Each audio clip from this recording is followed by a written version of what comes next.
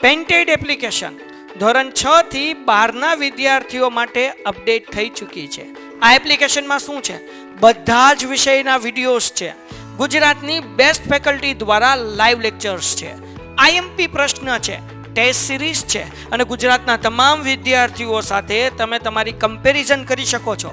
ગેમિફિકેશન છે અને બીજું ઘણું બધું. તો તમે એપ્લિકેશન ડાઉનલોડ ન કરી હોય તો ડિસ્ક્રિપ્શનમાં લિંક આપી છે. હમણાં જ પ્લે સ્ટોર ઉપર જાઓ અને એપ્લિકેશન ડાઉનલોડ કરો. ઘરે બેઠીને સરસ મજાનું ગુજરાતની જોરદાર ફેકલ્ટી સાથે ભણો, સારા માર્ક્સે પાસ થાઓ. વિધાન માટે તેના વિકલ્પોમાંથી સાચો વિકલ્પ પસંદ કરવાનો છે. હવે જો હું અહીંયા કઈ રીતે વિચારું છું ને કઈ રીતે સમજાવું છું એ થોડું સમજવાની કોશિશ કરજો. CaCl2 અને X એ જોડાઈને બની ગયા CaSO4 અને NaCl બન્યા. હવે જો જરા આ CaCl2 હતું, આ CaCl2 એની સાથે કાંઈક જોડાણું તો બની ગયું CaSO4 અને NaCl. આવું બની ગયું. તમે જરા જુઓ કે અહીંયા Ca છે ને ભાઈ એ અહીંયા આવી ગયો, આ ક્લોરીન છે ને એ અહીંયા આવી ગયો. એનો મતલબ સાહેબ આ દ્વિવિસ્થાપન પ્રક્રિયા હોવી જોઈએ. તમે વિચારજો જરા, આ દ્વિવિસ્થાપન પ્રક્રિયા હોવી જોઈએ. એનો મતલબ સાહેબ અહીંયા છે ને ધન અહીંયા ના આવે અને આ ઋણ અહીંયા ના આવે. તો Na+ એ ધન આયન છે અને SO4 2- છે એ ઋણ આયન છે.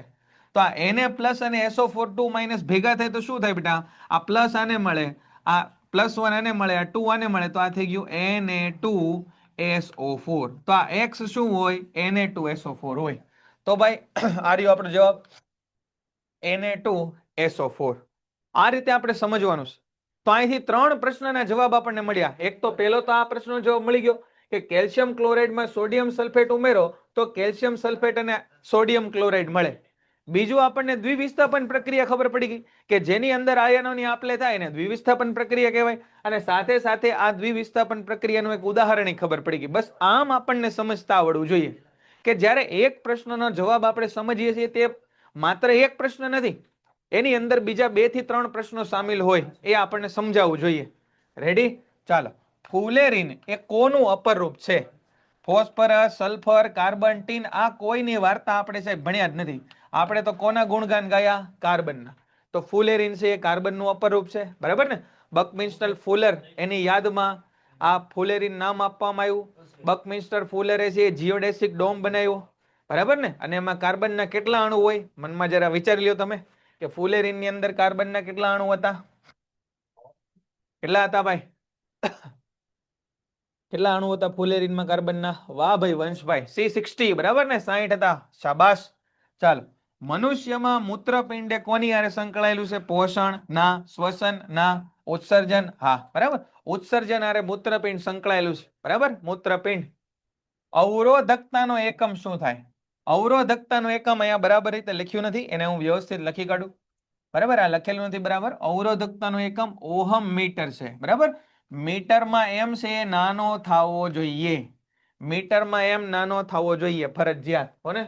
ગોલી અરીસા માટે વક્રતા ત્રિજ્યા અને કેન્દ્ર લંબાઈ વચ્ચેનો સંબંધ શું છે? તો કે વક્રતા ત્રિજ્યા સાહેબ મોટી હોય અને કેન્દ્ર લંબાઈ છે એના કરતા અડધી હોય. R = 2 times of f. તો આ આપણું સૂત્ર થાય. R = 2 times of f. બરાબર? વક્રતા ત્રિજ્યા છે એ બમણી હોય, કેન્દ્ર લંબાઈ છે એના કરતા અડધી હોય.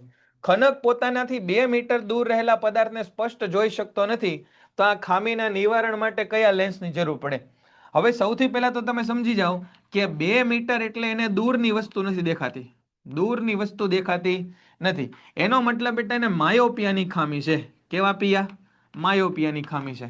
અને માયોપિયાની ખામી માટે કેવા લેન્સની જરૂર પડે? તો કે સાહેબ અંતર્ગોળ લેન્સની જરૂર પડે.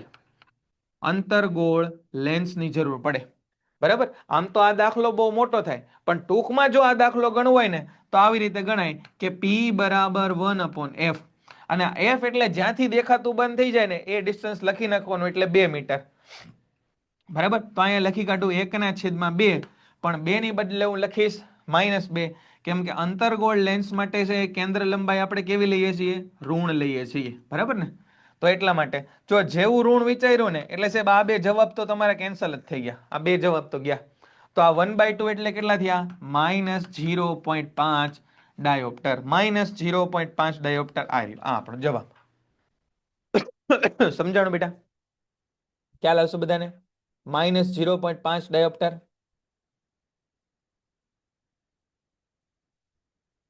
25 સેન્ટીમીટર, 25 સેન્ટીમીટર કે એનાથી થોડાક વધારે માપ આપ્યું હોય ને દૂરનું તે ખામી એવું માનવાનું. બરાબર? 25 સેન્ટીમીટર કરતા વધારે, ટૂંકમાં 1 મીટર એનાથી દૂર, એટલે એ દૂરનું જ તમારે વિચારવાનું. બરાબર? સમજાણું બેટા? અહીં સુધી ક્લિયર? ચાલો આગળ વધીએ. વનસ્પતિ તેલમાંથી વનસ્પતિ ઘી બનાવવા માટે કયા ઉદ્દીપકનો ઉપયોગ થાય? નિકલ ઉદ્દીપકનો ઉપયોગ થાય. બરાબર? સોના ચાંદીનો નહીં.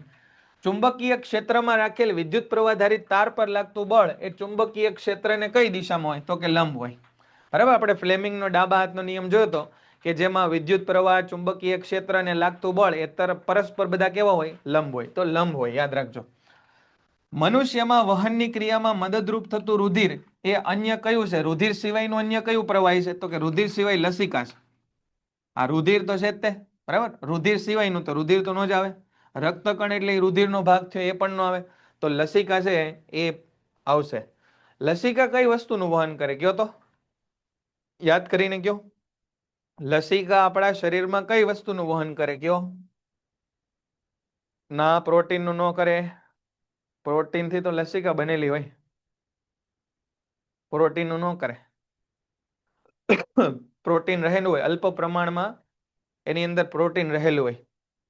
વાંચીને કેજો, બુકમાં લખ્યું છે. 2 માર્કમાં લસિકાની પૂછાય ને ટૂંકનો, હે ને, 2 કે 3 ગુણમાં તો અઘરી પડી જાય. કોનું? રુધિર કોષોનું નહીં, એનર્જીનું નહીં, નાનું આંતરડું નહીં. નાના આંતરડાને લઈ જાય ભાઈ. હે, નાના આંતરડાને લઈ જાય. નાના આંતરડામાં અભિશોષિત કોને લઈ જાય? રંગ વિનાનું દ્રવ્ય, એ બધી ખબર છે. કોનું વહન કરે ખાલી એમ પૂછું છું. વાહ ભાઈ ઉમેરાબેન, ચરબીનું વહન કરે હે ને. નાના આંતરડામાં અભિશોષિત ચરબી હોય ને એનું વહન કરે. જો આવી બધી બાબતો આપણને યાદ આવી જોઈએ. ખાલી જગ્યાએ ડીએનએ નો ચોક્કસ ખંડ છે જે પ્રોટીન સંશ્લેષણ માટેની માહિતી ધરાવે. તો જનીન છે ને ભાઈ, એ ડીએનએ નો ચોક્કસ ખંડ છે અને પ્રોટીન સંશ્લેષણ માટે માહિતી ધરાવે. ચાલો હવે પાછું ધંધામાં ધ્યાન.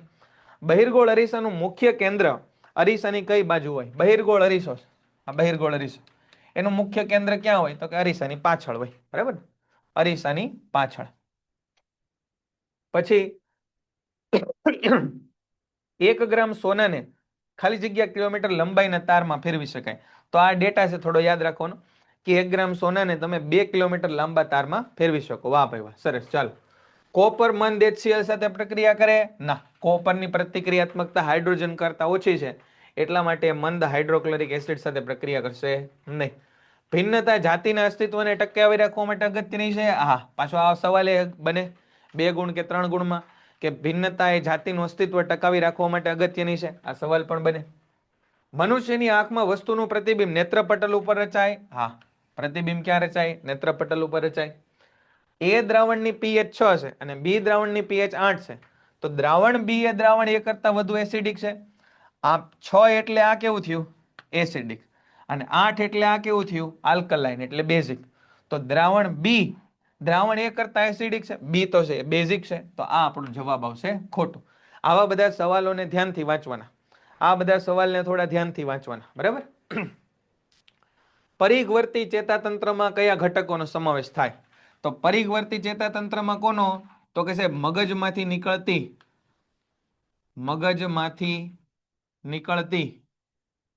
મસ્તિષ્ક ચેતા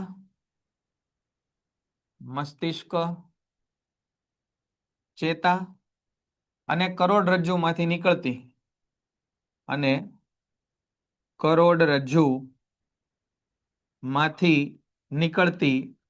કરોડરજ્જુ ચેતાનો સમાવેશ થાય. કરોડરજ્જુ ચેતાઓનો સમાવેશ થાય. બરાબર? મગજમાંથી નીકળતી મસ્તિષ્ક ચેતાઓ અને કરોડરજ્જુમાંથી નીકળતી કરોડરજ્જુ ચેતાનો પરિઘવર્તી ચેતાતંત્રમાં સમાવેશ થાય. બરાબર? PNS, peripheral nervous system.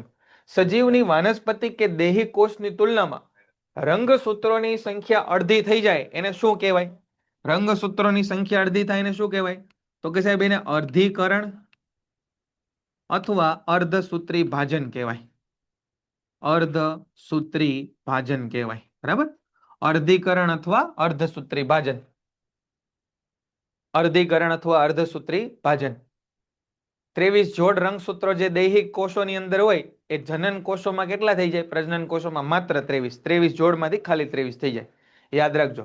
દૈહિક કોષ પૂછે, દૈહિક કોષ, તો 23 જોડ આવે. અને જનન કોષ પૂછે, પ્રજનન કોષ પૂછે, અંડકોષ પૂછે, શુક્રકોષ, તો 23 નંગ, ખાલી 23 નંગ આવે. એને યાદ રાખજો ભાઈ, આવું બધું પેપરમાં આપણને પૂછાય. હે ને? તમારે એવું યાદ રાખવાનું, શુક્રકોષ કેવો હોય? તો નાનકડો. તો નાનાની અંદર કેમ 23 જોડ હમાવવા? તો 23 નાખી દે. હે ને? એવું કઈ ન હોય, બધું સમાઈ જાય, ખાલી આપણે યાદ રાખવા માટે. નીચેનામાંથી બંધ બેસતું ન હોય એવું. તારાઓનું ટમટમવું સમાન વાતાવરણના કારણે, એમાં જ ગડબડ લાગે. ભૂરો રંગ આકાશનું પ્રકિરણના કારણે, સાચું. મેઘ ધનુષ્ય છે એ વાતાવરણમાં આલંબિત પાણીના બુંદોના કારણે, સાચું. તો આ છે ખોટું. તારાઓનું ટમટમવું સમાન વાતાવરણના કારણે હોય નહીં, બરાબર? વાતાવરણનો વક્રીભવનાંક વધતો ઘટતો જાય એના કારણે હોય. પછી જુઓ આ દાખલો સરસ હોય, જોજો. એક બલ્બનું, જોઈએ અહીંયા, એક વિદ્યુત બલ્બનું રેટિંગ 220 વોલ્ટ છે. જોજો અહીંયા રેટિંગ કેટલું આપ્યું છે? V1 બરાબર 220 વોલ્ટ આપ્યું છે. અને પાવર 100 વોટ છે. પાવર આપ્યો છે P1 બરાબર 100 વોટ. હવે આ દાખલામાં હું એક નવી રીતનો ઉપયોગ કરું છું. ન આવડે તો સમજી લેજો. હો ને? હા, સંધ્યાબેન દાખલો ગણતા ફાવે કે ન ફાવે? જવાબ તો તમે લખી નાખો. હવે તેનો વિદ્યુત સ્થિતિમાનનો તફાવત V2 બરાબર 110 વોલ્ટ આપણે કરી નાખીએ. 110 વોલ્ટ. તો લાગુ પાડવામાં આવતો પાવર, ત્યારે કેટલો પાવર લાગુ પાડ્યો છે, આ આપણે સમજવાનું છે. હે ને? આ સમજવાનું. સરસ. દાખલો ગણતા આવડે તો બહુ સારું ભાઈ. 2 ગુણમાં 3 ગુણમાં દાખલો પૂછાઈ શકે. અને વંશભાઈ 50 જવાબ નહીં આવે આમાં. ને જો પહેલા 220 વોલ્ટનો વિદ્યુત સ્થિતિમાનનો તફાવત લાગુ પાડ્યો તો પાવર મળ્યો 100 વોટ. વોટ અને વોલ્ટ. તો હવે જ્યારે 110 વોલ્ટ લાગુ પાડો તો કેટલો પાવર ખેંચાય, એટલે કેટલો પાવર મળે, એ આપણે શોધવાનું છે. W કેપિટલ V કેપિટલ કરવાનો. હવે સાંભળો, આપણે આવું સૂત્ર ભણીએ છીએ, P is equal two IV. પણ અહીંયા I નો કોઈ ઉલ્લેખ છે નહીં, એટલે આપણે આ સૂત્રનો ઉપયોગ નહીં કરીએ. તો એક સૂત્ર આવું છે, V is equal two IR. તો I ની જગ્યાએ શું લખાય? I ની જગ્યાએ V ના છેદમાં R લખાય. તો આ P is equal two I ની બદલે લખ્યું V ના છેદમાં R. હવે એકચ્યુઅલમાં આ સૂત્ર તમને ખબર જ છે. તો P બરાબર થઈ ગયું V²/R. હવે જો આપણને કીધું છે કે આપેલો વિદ્યુત બલ્બ, આ વિદ્યુત બલ્બ જ્યારે તમને આપેલો હોય ને, ત્યારે જે તે સાધનનો અવરોધ છે ને એ અચળ હોય. જે તે સાધનનો અવરોધ હોય ને એ અચળ હોય. એટલા માટે આ P is equal two V²/R માં છે ને, આ R છે ને એ અચળ હોય. હવે સાંભળજો ભાઈ આ ધ્યાનથી. હે ને? અચળ અને બરાબરની નિશાની કાઢો ને તો અહીંયા સમપ્રમાણતાની નિશાની આવે. અચળ અને બરાબરની નિશાની કાઢો ને તો સમપ્રમાણતાની નિશાની આવે. આ બેને તમે કાઢો ને તો સમપ્રમાણતાની નિશાની આવે. તો આ લખાય P is directly proportional two V², એટલે P છે V² ના સમપ્રમાણમાં થાય. તો આમ લખાય, આ જોજો, સમજજો, P2 ના છેદમાં P1 બરાબર V2 ના છેદમાં V1. પણ અહીંયા વર્ગ છે ને, તો બેયનો વર્ગ કરવાનો. આવું લખાય. હવે કેમ આ તે જે બધું આપણે લેક્ચરમાં ડિસ્કસ કર્યું છે, અત્યારે ખાલી એટલું સમજી લ્યો કે બરાબર અને અચળાંક કાઢો ને તો આ P છે V² ના સમચલનમાં છે એવું લખાય. તો P2 ના છેદમાં P1 એટલે V2 ના છેદમાં V1, પણ વર્ગ છે ને V નો, તો બેયનો વર્ગ થાય. હવે કિંમતો મૂકો. P2 કેટલા સાહેબ? તો કે P2 તો શોધવા છે. એના છેદમાં P1 કેટલા? તો કે P1 એટલે 100. V2 કેટલા? 110. તો અહીંયા લખો 110 ગુણ્યા 110. એને 110 નો V2 નો વર્ગ એટલે 110 નો વર્ગ. એનો વર્ગ કરવાનો નહીં કોઈ દી. ગુણાકાર ભાગાકાર ક્યારેય નહીં કરવાના. પછી V1 એટલે કેટલા? V1 એટલે 220. તો લખો અહીંયા 220 ગુણ્યા 220. છેદ ઉડાડો. આ એક, આ બીજું મીંડું ગયું. આ 11 દુ 22, આ 11 દુ 22. બરાબર? અહીંયા લખું છું. તો આ P2 બરાબર કેટલા થયા? આ 100 ને અહીંયા જવા દો, 100 ને, તો અંશમાં જશે 100. એના છેદમાં આ 2 અને 2 એટલે છેદમાં કેટલા આવ્યા? 4. તો P2 બરાબર કેટલા આવ્યા? 25 વોટ. વોટમાં W કેપિટલ થવો જોઈએ. આ દાખલો 2 માર્કમાં કે 3 માર્કમાં પણ પૂછાય. આ દાખલો 2 કે 3 માર્કમાં પણ પૂછાય. સરસ, અભિનંદન. પ્રિલિમમાં ખૂબ સરસ માર્ક આવ્યા. આ દાખલો 2-3 માર્કમાં પૂછાય, યાદ રાખજો. બરાબર, તો થોડું અહીંયા બધું લખી નાખવાનું આપણે કે અવરોધ છે, અચળ કહેવાય, ફલાણું ઢીકણું પૂછડું. બરાબર, ચાલો ત્યારે ઓક્સિન શું કરે? ઓક્સિન સાહેબ તો કે ઓક્સિન પ્રકાશાવર્તન માટે જવાબદાર છે. બરાબર ને, ઓક્સિન એક બાજુ ખડકલો થઈ જાય એટલે પ્રકાશાવર્તન માટે. જીબ્રેલિન શું કરે? પર્ણ કરમાવે? ના ના, એ પ્રકાંડની વૃદ્ધિ માટે જવાબદાર છે. ઓક્સિન શેના માટે જવાબદાર છે? પ્રકાશાવર્તન માટે. જીબ્રેલિન પ્રકાંડની વૃદ્ધિમાં મદદ કરે. પછી જૈવિક વિશાલન એટલે શું થાય? માનવ સર્જિત નિવસન તંત્ર? ના, રસાયણોનું એકત્રીકરણ. જો બહુ સરસ વાત આપી કે જૈવિક વિશાલન એટલે શરીરની અંદર રસાયણો એકત્રિત થાય. નિવસન તંત્ર, નિવસન તંત્ર એટલે શું? તો કે સજીવો અને નિર્જીવો વચ્ચેની આંતરક્રિયાથી બનતું તંત્ર. બરાબર ને, દરેક સજીવ અને નિર્જીવ વચ્ચેની આંતરક્રિયાથી જે તંત્ર બને એને નિવસન તંત્ર કહેવાય. ચાલો બી વિભાગ તરફ આપણે આગળ વધીએ. બી વિભાગ શું કહે છે? રોજિંદા જીવનમાં જોવા મળતી રાસાયણિક પ્રક્રિયાના ઉદાહરણ લખો. જો રાસાયણિક પ્રક્રિયા, હા પીડીએફ મોકલી દઈશું બેટા. ચાલો, રોજિંદા જીવનમાં જોવા મળતી રાસાયણિક પ્રક્રિયા એના ઉદાહરણ આપણે લખવા છે. ચાલો, ઉનાળામાં ઓરડાના તાપમાને મૂકેલું દૂધ એ જલ્દી બગડી જાય, તો દૂધનું બગડવું એ રાસાયણિક પ્રક્રિયા. લોખંડની વસ્તુ જેવી કે તવા, તપેલી, ખીલ્લા, ભેજવાળી વસ્તુ એને ભેજવાળા વાતાવરણમાં મૂકતા કાટ લાગી જાય.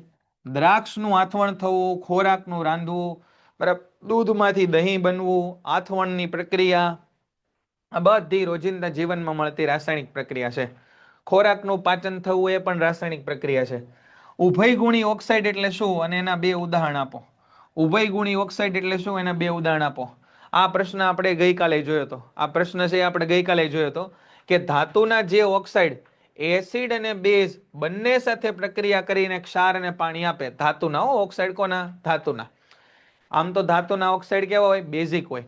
પણ આ ઓક્સાઇડનો નેચર એસિડિક અને બેઝિક બે હોય. એટલા માટે એસિડ અને બેઝ બંને સાથે પ્રક્રિયા કરી અને ક્ષાર અને પાણી આપે. તેવા ઓક્સાઇડને ઉભયગુણી ઓક્સાઇડ કહેવાય. કયા કયા ઓક્સાઇડ છે? એલ્યુમિનિયમ ઓક્સાઇડ અને ઝિંક ઓક્સાઇડ. આ પ્રશ્ન ગઈકાલે જોયો હતો. વાયુ કોષ્ઠો અને મૂત્રપિંડ નલિકા. વાયુ કોષ્ઠો ક્યાં આવેલા હોય? ફેફસામાં. વાયુ કોષ્ઠોનો ધંધો શું છે? કાર્બન ડાયોક્સાઇડની આપ-લે કરવાનો. મૂત્રપિંડ નલિકા ક્યાં આવેલી હોય? મૂત્રપિંડમાં. એનું શું કામ છે? તો કે રુધિરમાંથી નાઇટ્રોજન યુક્ત દ્રવ્યોને દૂર કરવા અને મૂત્રનું નિર્માણ કરવાનું. આ આપણને ખબર હોવી જોઈએ. તો વાયુ કોષ્ઠો છે એ ફેફસાની રચનાનો કાર્યાત્મક એકમ છે. ફેફસાનો કાર્યાત્મક એકમ તે મૂત્રપિંડની રચનાનો કાર્યાત્મક એકમ છે. ક્યાં આવેલા હોય વાયુ કોષ્ઠો? શ્વાસ વાહિકાઓના છેડે ફુગા જેવી રચના હોય. શ્વાસ વાહિકાઓના છેડે ફુગા જેવી રચના હોય. આ લાંબી ગૂંચળામય નલિકા જેવી રચના છે અને જેના અગ્રભાગે કોથળી જેવો આકાર આવેલો હોય એને બાઉમેનની કોથળી કહેવાય. શ્વસન વાયુઓની આપલે માટેની સપાટી પૂરું પાડવાનું કામ છે અને આ રુધિરનું ગાળણ કરી અને નાઇટ્રોજન યુક્ત દ્રવ્યોને દૂર કરે એનું કામ છે. આની દિવાલ ઉપર રુધિર કેશિકાઓની વિસ્તૃત જાળી રૂપ રચના જોવા મળે અને બાઉમેનની કોથળીના ભાગે રુધિર કેશિકા ગુચ્છ અને નલિકામય ભાગે રુધિર કેશિકાની જાળ હોય. બાઉમેનની કોથળીની અંદર છે એ નલિકાઓનું ગુચ્છ હોય.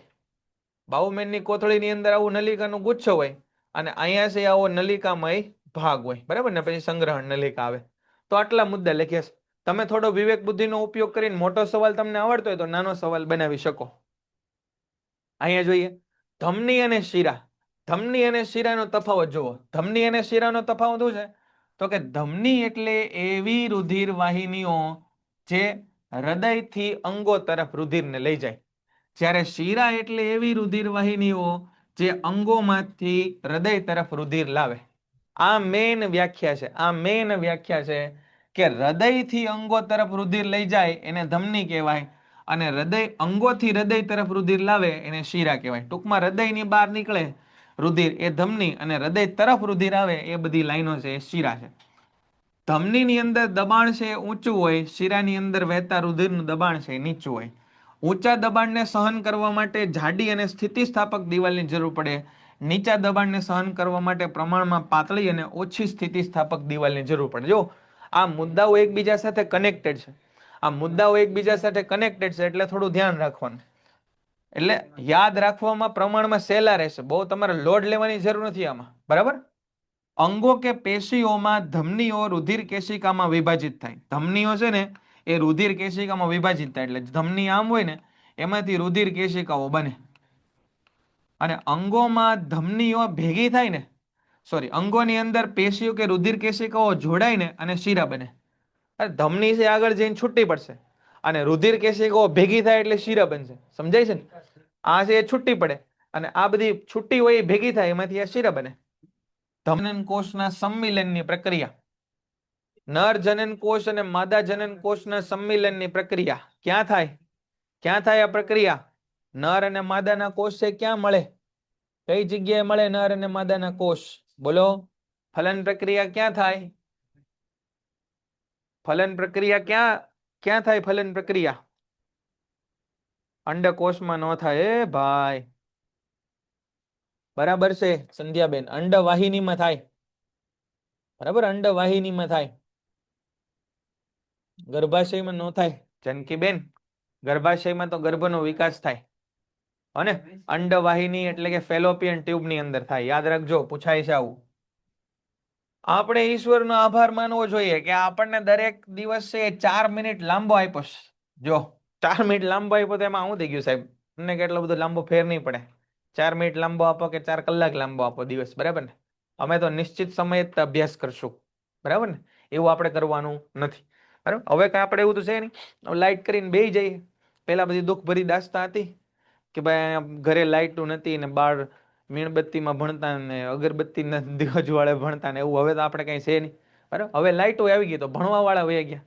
પેલા લાઈટો હતી નહીં પણ ભણવા વાળા હતા તો ભણી લેતા હતા.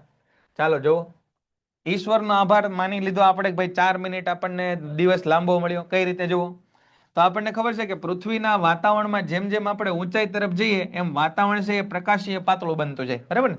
આ પૃથ્વીની સપાટી છે, એમ જેમ જેમ તમે ઊંચે જાઓ એમ વાતાવરણ છે એ પાતળું બનતું જાય. અને આ વાતાવરણ પાતળું બને એટલે આ જે સૂર્યના કિરણો ભાઈ આવે એ સૂર્યના કિરણો સતત છે એ લંબ તરફ વક્રીભવન પામે અને લંબ તરફ વક્રીભવન પામીને જ્યારે આપણી આંખની અંદર પ્રવેશે ત્યારે આપણને તો એમ થાય કે ભાઈ આ પ્રકાશ તો સીધી રેખામાં ગતિ કરે છે, તો આપણને સૂર્ય હોય એનાથી ઉપર દેખાય, બરાબર ને? તો એટલા માટે વાસ્તવિક સૂર્યોદય કરતા આભાસી સૂર્યોદય 2 મિનિટ વહેલો થઈ જાય અને વાસ્તવિક સૂર્યાસ્ત થઈ જાય એની પછી 2 મિનિટ સૂર્ય આપણને દેખાય. ટૂંકમાં સૂર્ય આપણને 2 મિનિટ વહેલો દેખાય અને 2 મિનિટ મોડો હાથમે, એમ કરીને કુલ 4 મિનિટનો વધારે સમય એ આકાશમાં રહે એવું આપણને લાગે. તો લખ્યું છે અહીંયા કે સૂર્યમાંથી આવતા અવલોકનકાર પાસે પહોંચતા પ્રકાશનું કિરણ સતત પાતળા માધ્યમમાંથી ઘટ્ટ માધ્યમમાં પ્રવેશે અને એના કારણે લંબ તરફ વાંકું વળતું જાય એટલે કે તેની દિશા બદલે અને એના કારણે આપણને પ્રતિબિંબ છે અહીંયા લખ્યું છે. લાંબી વાર્તાને આપણે ટૂંકમાં કહી દીધી કે ભાઈ એના કારણે શું થયું તો કે સૂર્ય છે એ વાસ્તવિક ઉદય થાય એની કરતા 2 મિનિટ વહેલા આપણને દેખાઈ જાય અને અસ્ત થાય એના 2 મિનિટ પછી પણ આપણને દેખાતો રહે, બરાબર? પછી જો 20 ઓહમ અવરોધ ધરાવતી વિદ્યુત ઇસ્ત્રી 5 એમ્પિયર વિદ્યુત પ્રવાહ ખેંચે. તો સૌથી પહેલા આપણે શું કરવાનું, કેટલી ડિટેલ આપી છે ને જોવાનું. આર બરાબર કેટલા આપ્યા છે? 20 ઓહમ. પછી પ્રવાહ આપ્યો છે કેટલો? 5 એમ્પિયર. તો 30 સેકન્ડમાં ઉત્પન્ન થતી ઉષ્મા શોધવાની છે આપણે. તો 30 સેકન્ડમાં ટી બરાબર 30 સેકન્ડ એમાં કેટલી ઉષ્મા ઉત્પન્ન થાય એ શોધવાનું છે. હવે ઉત્પન્ન થતી ઉષ્મા માટેનું આખા વિજ્ઞાનમાં આપણી પાસે એક જ સૂત્ર છે. કયું? જૂલનો નિયમ. જૂલનો નિયમ શું કહે છે કે ઉત્પન્ન થતી જૂલ ઉષ્મા એનું સૂત્ર થાય I²RT, બરાબર ને? તો I એટલે કેટલા? 5, તો 5 નો વર્ગ ગુણ્યા આ અવરોધ કેટલો છે? 20 ઓહમ ગુણ્યા સમય ફરજિયાત સેકન્ડમાં હોવો જોઈએ. અહીંયા તો સેકન્ડમાં છે જ એટલે તકલીફ નથી, પણ મીટર કે કલાકમાં આપ્યો હોય તો એને સેકન્ડમાં ફેરવવો પડે, તો એને ગુણ્યા થઈ ગયા અહીંયા 30. તો આ થઈ ગયા 25 ગુણ્યા 20 ગુણ્યા 30. તો આ થઈ ગયા 25 દુ 50, 5 તેરી 15 એટલે 1 મીંડું 2 અને 3 મીંડા, બરાબર? તો આ એવા કેટલા? 50,000 જૂલ. જવાબ આવ્યો 50,000 જૂલ. અને આને આમ પણ લખી શકાય 15,000, 50,000 ક્યાં? 5 તેરી 15, તો 15,000 જૂલ. આ 3 મીંડા છે ને, 3 મીંડા એને 1,000 કહેવાય અને 1,000 માટે કે લખાય, હે ને? આમ તો તમે યુટ્યુબ ઇન્સ્ટાગ્રામની જનરેશનને કે વિશે તો ખબર હશે ને. તો આ 15,000 જૂલ આ જવાબ આવી ગયો, બરાબર? એટલે 15 કિલો જૂલ લખો તો પણ ચાલે. જો અહીંયાથી જૂલ ઉષ્માનો નિયમ આપણને ખબર પડી ગઈ. H = I²RT. આપણને આવું ખબર પડે અવરોધને એકમ ઓહમ થાય, વિદ્યુત પ્રવાહનો એકમ એમ્પિયર થાય, સમયનો એકમ સેકન્ડ થાય, બરાબર ને? ઉષ્માનો એકમ જૂલ થાય. 1000 એટલે કે લખાય, કે લખ્યું હોય તો 1000 લખાય, 1000 લખ્યું હોય તો કે લખાય. તો એક પ્રશ્નની અંદરથી ભાઈ મલ્ટિપલ પ્રશ્ન આપણને સમજવા મળે, હે ને? તમે મને 3 પેપર બતાવો અને એમ કહો કે સાહેબ 3 પેપરમાંથી આપણે તો ખાલી છે એ માંડ સાહેબ 6 જ પ્રશ્નો આવ્યા કે 8 જ પ્રશ્નો આવ્યા. ઈ ને ઈ પેપર 3 અને ઈ ને ઈ જે તમે પેપરની વાત કરતા હોય મારી પાસે લઈ આવો ને, એટલે હું તમને ઈ 6 ની બદલે 10 પ્રશ્નો એમાંથી બતાવું કે 10 ની બદલે 15 પ્રશ્નો બતાવું. જો આ 10 નહીં 15 પ્રશ્નો એમાંથી આવ્યા છે. પણ એ દ્રષ્ટિકોણ આપણી પાસે જોવાનો હોવો જોઈએ અને એના માટે આપણી પાસે જોઈએ પુષ્કળ અભ્યાસ અને પુષ્કળ પુનરાવર્તન. જેટલું વધારે પુનરાવર્તન થશે એટલું આપણું કામ સરળ થશે. વિદ્યુત પાવર એટલે શું? બરાબર, વિદ્યુત પાવર એટલે શું? ખાલી પાવર એટલે શું કહેવાય? તો કે સાહેબ કાર્ય કરવાના સમય દરને, કાર્ય કરવાના, આ અઘરું દેખાય ને, કાર્ય કરવાનો સમય દર, એની કરતા સરળ લખીએ ને, એકમ સમયમાં થતા કાર્યને, એકમ સમયમાં થતા કાર્યને, એકમ સમયમાં થતા કાર્યને શું કહેવાય? પાવર. પણ આપણે અહીંયા છે વિદ્યુતના સ્વરૂપમાં, તો એકમ સમયમાં ખર્ચ થતી વિદ્યુત ઉર્જા એને વિદ્યુત પાવર કહેવાય. તો જો અહીં લખ્યું કે ખર્ચાતી વિદ્યુત ઉર્જાનો દર અથવા એકમ સમયમાં ખર્ચાતી વિદ્યુત ઉર્જાને પાવર કહેવામાં આવે છે. બરાબર, આ એની મેઇન વ્યાખ્યા કાર્યના સંદર્ભમાં, આ વ્યાખ્યાની વિદ્યુત ઉર્જાના સંદર્ભમાં. તો પાવર એટલે ઉર્જાના છેદમાં સમય અથવા કાર્યના છેદમાં સમય. તો P નું સૂત્ર આવું છે ને, ફિઝિક્સમાં આપણે P નું સૂત્ર આવું ભણીએ કે W ના છેદમાં T. પણ હવે એને આપણે કાર્યની બદલે અહીંયા કહી દઈએ ઉર્જા એના છેદમાં સમય. અને આ ઉર્જા એ પછી વળી કઈ ઉર્જા? તો કે વિદ્યુત ઉર્જા. તો આ છેદમાં સમય હોય ને એના માટે શબ્દ લખાય દર, દર શબ્દ લખાય છેદમાં સમય હોય ને, અથવા જે છેદમાં હોય એનામાં આગળ એકમ લખાય. તો એકમ સમયમાં ખર્ચ થતી વિદ્યુત ઉર્જા, એકમ સમયમાં ખર્ચ થતી વિદ્યુત ઉર્જા. બરાબર, સમજાશે? ચાલો, પાવરની સંજ્ઞા છે એ કેપિટલ P છે અને જો T સમયમાં થતું કાર્ય W હોય તો પાવરનું સૂત્ર W ના છેદમાં T થાય. જે બધી વાત આપણે કરી, બરાબર. ચુંબકીય ક્ષેત્ર રેખાઓ કેમ એકબીજાને છેદતી નથી? ચુંબકીય ક્ષેત્ર રેખાઓ કેમ એકબીજાને છેદતી નથી ભાઈ? તો આપણા પુસ્તકની અંદર તમને ચુંબકીય ક્ષેત્ર રેખાઓ કઈ રીતે બને એના માટે 2 પ્રયોગ આપ્યા છે. એમાં પહેલા પ્રયોગમાં તમને કીધું છે કે ભાઈ ગજ્યો ચુંબક લઈ લો, એની આજુબાજુ તમે લોખંડનો ભૂક્કો ભભરાવશો એટલે આ લોખંડનો ભૂક્કો એક ખાસ પેટર્નમાં એની આજુબાજુ ગોઠવાઈ જશે. કઈ રીતે ગોઠવાશે એની આજુબાજુ? તો કે સાહેબ આ પ્રમાણે એની આજુબાજુ ગોઠવાશે. બરાબર ને? આ પ્રમાણે લોખંડનો ભૂક્કો એ આજુબાજુ ગોઠવાશે. તો ટૂંકમાં આ રીતે ચુંબકીય ક્ષેત્ર રેખાઓ હોય. એની તરત પછી એક પ્રવૃત્તિ સરસ મજાની આપણને આપેલી છે. એ પ્રવૃત્તિમાં એવું કહે છે કે જો આ ચુંબક તમે લીધો, ગજ્યો ચુંબક લીધો, આ ગજિયા ચુંબકમાં ધારો કે અહીંયા N છે અને આ S છે, અહીંયા તમે ગજ્યો ચુંબક રાખો તો તમને ખબર છે કે આ નોર્થ પોલ આમ જાય, પછી અહીંયા ટપકું કરો, ફરી પાછો ગજ્યો ચુંબક તમે અહીંયા રાખો, ફરી પાછો નોર્થ પોલ જ્યાં જાય ત્યાં ટપકું કરો.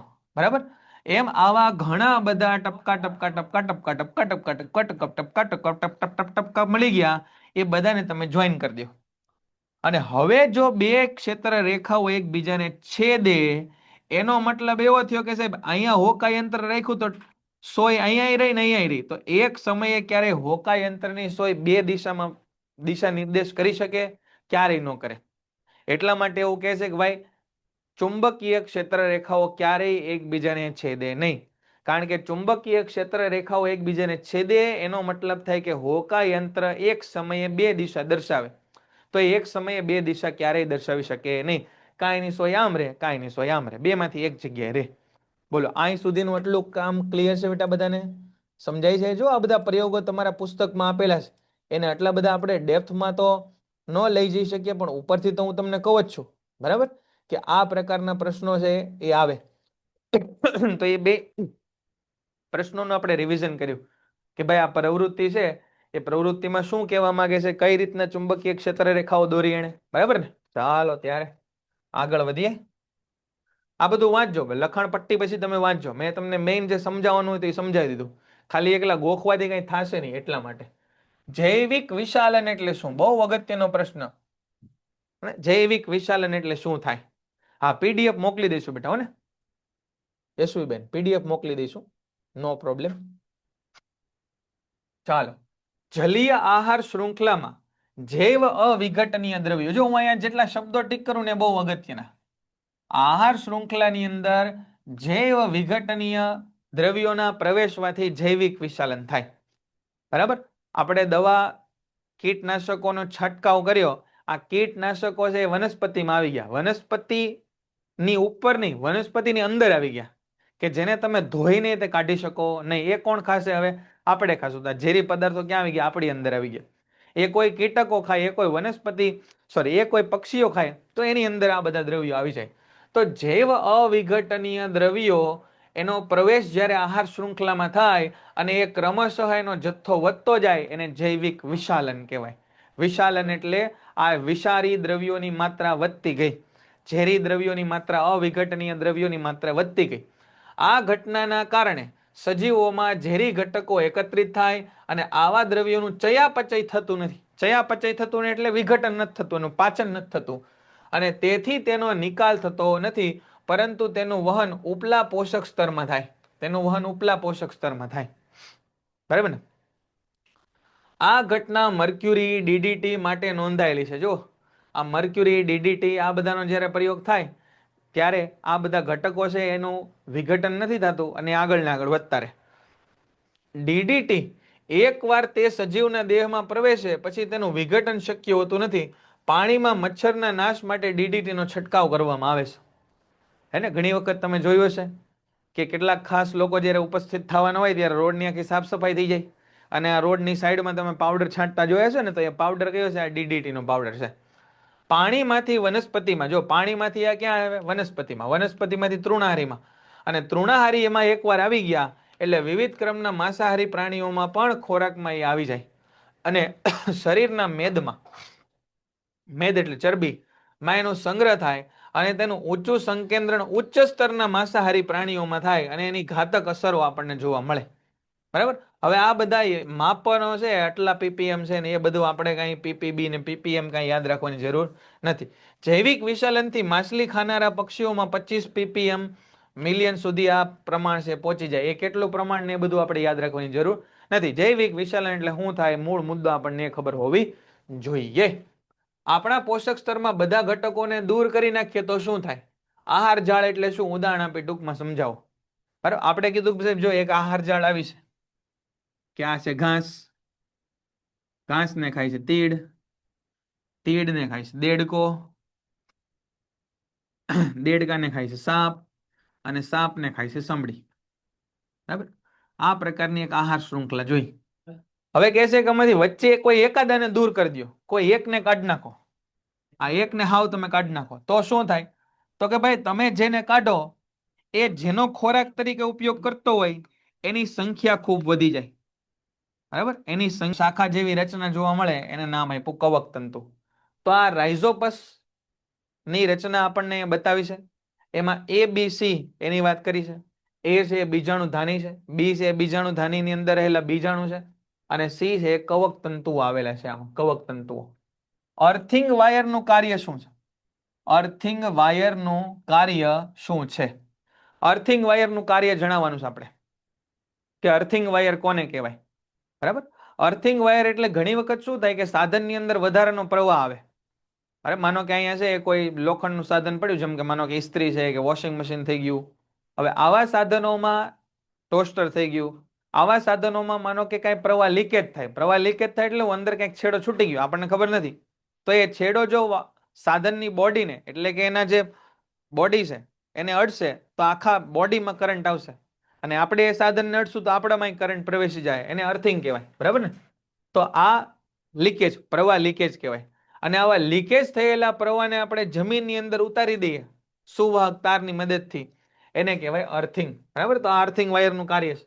અર્થિંગ વાયર કેવા કલરનો હોય? લીલા રંગનો હોય, અને ઘરની નજીક ઊંડા ખાડામાં ધાતુની પ્લેટ સાથે જોડેલો હોય છે. ધાતુની પ્લેટ સાથે જોડેલો હોય.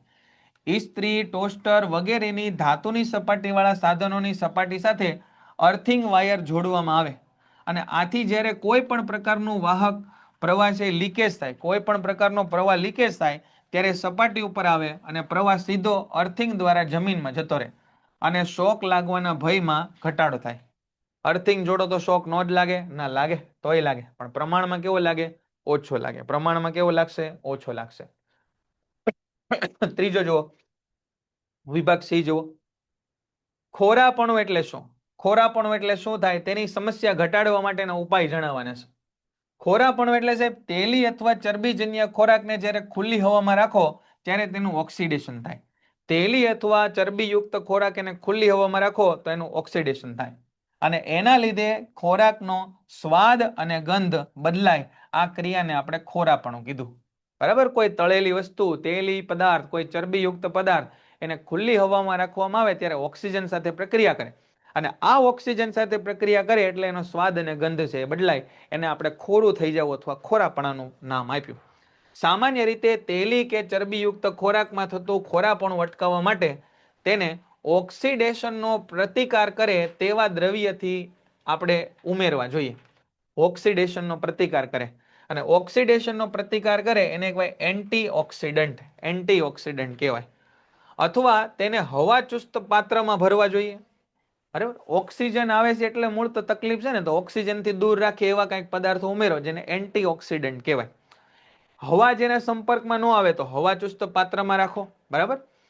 બટાકાની ચિપ્સનું બનાવવા વાળા ચિપ્સનું ઓક્સિડેશન થતું અટકાવવા માટે બેગની અંદર નાઇટ્રોજન જેવા નિષ્ક્રિય વાયુ ભરે. જો આપણે કઈક સાહેબ આ તો બે ફૂલેલી છે અને અંદર તો 6 વેફર છે અને અંદર તો 60 કિલો ગેસ ભરેલો છે. એ બધું માત્ર હાલો એક ફેક્ટર એ છે કે આ વેફર આમ થોડીક મોટી દેખાય, પણ એના બીજા બે કારણ છે કે ભાઈ એક તો વેફર છે એ ચેપાઈ ન જાય. બરાબર? આવી રીતે ફૂલેલું હોય એનું પેકેટ તો ચેપાઈ ન જાય. અને બીજું કારણ કયું છે કે વેફર છે એ તળેલી છે અને આ તેલી પદાર્થ છે એ ખોરો પડી જશે જો હવાના સંપર્કમાં આવશે તો એને ઓક્સિજનની બદલે એને નાઇટ્રોજન ભરી દીધો જે નિષ્ક્રિય વાયુ છે અને હવા સાથેની પ્રક્રિયાને અટકાવે. ધાતુ એ જે થર્મિટ પ્રક્રિયામાં વપરાય છે તેના ઓક્સાઇડ બી એ ઉભય ગુણી છે અને એ અને બી ની ઓળખ આપો અને થર્મિટ પ્રક્રિયા વર્ણવો. જો આગળ આ સવાલ અડધો આપણે આવી ગયો. થર્મિટ પ્રક્રિયામાં એક પદાર્થ એ વપરાય છે અને તેના ઓક્સાઇડ ઉભય ગુણી છે. તો કોના ઓક્સાઇડ ઉભય ગુણી છે? કોના ઓક્સાઇડ છે ઉભય ગુણી છે? તો આપણને ખબર છે કે એલ્યુમિનિયમ અને ઝિંક એના ઓક્સાઇડ ઉભય ગુણી છે. તો અહીંયા કોની વાત છે? એલ્યુમિનિયમની વાત છે. બરાબર? થર્મિટ પ્રતિક્રિયા એ આયન ઓક્સાઇડ જે એલ્યુમિનિયમ સાથે પીગળેલા લોખંડની રચના કરે છે. આયન ઓક્સાઇડ જુઓ, આયન ઓક્સાઇડ અને એલ્યુમિનિયમના મિશ્રણમાં દાખલ કરાયેલ મેગ્નેશિયમ સ્ટ્રીપની ગરમીથી પ્રક્રિયા શરૂ થાય અને તે ફ્યુઝ છે. ટૂંકમાં અહીંયા પ્રક્રિયા સમજાવીશ જે આપણને પુસ્તકમાં નથી સમજાવી કે મેગ્નેશિયમ એક રીતે ફ્યુઝ જેવું કાર્ય કરે. જેમ કેમ ફટાકડાની અંદર વાટ કામ કરે એમ મેગ્નેશિયમ છે એ આ એલ્યુમિનિયમ અને આયન ઓક્સાઇડ એને સળગાવવાનું કામ કરે. આ પ્રતિક્રિયા અત્યંત એક્ઝોથર્મિક, એક્ઝોથર્મિક એટલે અત્યંત ઉષ્માક્ષેપક છે અને જેના કારણે પીગળેલી ધાતુ ઉત્પન્ન થાય અને જેના કારણે છે લોખંડ પીગળી જાય. અને થર્મિટ પ્રક્રિયાને આવશ્યકપણે આયન ઓક્સાઇડ અને એલ્યુમિનિયમ સાથેના પીગળેલા લોખંડની રચના કરે. બરાબર? તો આ પ્રકારની રચના એની અંદર થાય. એનું સમીકરણ છે આપણને પુસ્તકમાં આપેલું છે. બરાબર? આની અંદર જે વધારે ડિટેલ આપણને પુસ્તક કરતા દેખાય એ આપણે લખવાની જરૂર છે નહીં. બરાબર? ટૂંકમાં સમીકરણ આ છે કે Fe2O3 એની પ્રક્રિયા જ્યારે એલ્યુમિનિયમ હારે થાય અને આ બેને સળગાવે ત્યારે એલ્યુમિનિયમ છે એ આયનની જગ્યાએ આવી અને આ Al2O3 બની જાય. બરાબર? Al2O3 અને આ આયન છે છૂટો પડે. અહીંયા આપણે લિક્વિડ આવું લખવું બહુ જરૂરી છે. લિક્વિડ એવું લખવું બહુ જરૂરી છે કેમ કે આ આયન છે કયા સ્વરૂપમાં મળે? પીગળેલી અવસ્થામાં મળે. એનો ઉપયોગ શેના માટે થાય? તો કે આ થર્મિટ વેલ્ડિંગનો ઉપયોગ એ રેલને જોડવા માટે થાય. પાટાને અત્યંત ગરમ હોય અને તેનો ઉપયોગ ધાતુના શુદ્ધિકરણમાં, યુદ્ધ સામગ્રીને તોડી પાડવા અને આગ લગાવવાના શસ્ત્રોમાં પણ થાય. બરાબર? આગ લગાવવાના શસ્ત્રોમાં, શુદ્ધિકરણમાં, ધાતુના શુદ્ધિકરણમાં, કેટલાક સંયોજનોનો ફટાકડા બનાવવામાં પણ ઉપયોગ થાય અને આ પ્રક્રિયા ધાતુના અયસ્કને શુદ્ધ કરવા માટે પણ ઉપયોગ થાય છે. તો આ સમીકરણ આપ્યું. આપણા પુસ્તકમાં છે રેલના પાટા જોડવા અને મશીનોના ભાગ જોડવા માટે એવું લખેલું છે. બરાબર? બંને સાચું છે.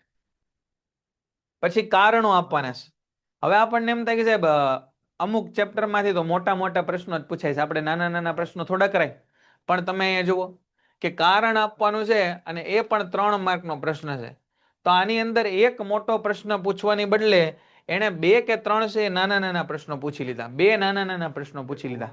એટલા માટે એવું બિલકુલ ન રાખવું કે સાહેબ આ ચેપ્ટરમાંથી તો મોટા જ પ્રશ્નો પૂછાય છે, બરાબર, તો એમાંથી ક્યાં બીજા નાના પ્રશ્નો કરવા, તો એવું નથી. એ ચેપ્ટરના પણ નાના પ્રશ્નો આપણે કરવા જોઈએ, કેમ કે એ BCD વિભાગમાં છે એ 2 કે 3 ભેગા કરીને એક સાથે પૂછાય, બરાબર, 2 કે 3 ભેગા કરીને એક સાથે પૂછે. સોડિયમ, પોટેશિયમ અને લિથિયમ એનો તેલમાં સંગ્રહ કરાય છે. કારણ કે આ સોડિયમ, પોટેશિયમ અને લિથિયમ એ અતિ સક્રિય છે અને હવા કે હવાના ભેજ સાથે પ્રક્રિયા કરી અને હાઇડ્રોજન વાયુ મુક્ત કરે. અને હાઇડ્રોજન વાયુ વળી પાછો દહનશીલ હોવાના કારણે આગ પકડી લે છે. તો ટૂંકમાં આ ત્રણેયને જો તમે ખુલ્લા રાખશો તો એ સળગી જશે. અને એટલા માટે આ દુર્ઘટનાનું નિવારણ કરવા માટે તેનો સંગ્રહ તેલ અથવા કેરોસીનની અંદર કરવામાં આવે. એલ્યુમિનિયમ ખૂબ સક્રિય છે છતાં વાસણ બનાવવામાં એનો ઉપયોગ થાય છે. આપણે કીધું સાહેબ એલ્યુમિનિયમ તો ખૂબ સક્રિય છે, તો એલ્યુમિનિયમના પાત્રમાં જ્યારે આપણે કોઈ વસ્તુ રાંધીએ તો એમાં તો ભાઈ પ્રક્રિયા ન થઈ જાય, રાસાયણિક પ્રક્રિયા, તો ખાદ્ય પદાર્થો ઝેરી ન થઈ જાય? તો નથી થતા. કેમ નથી થતા સમજો.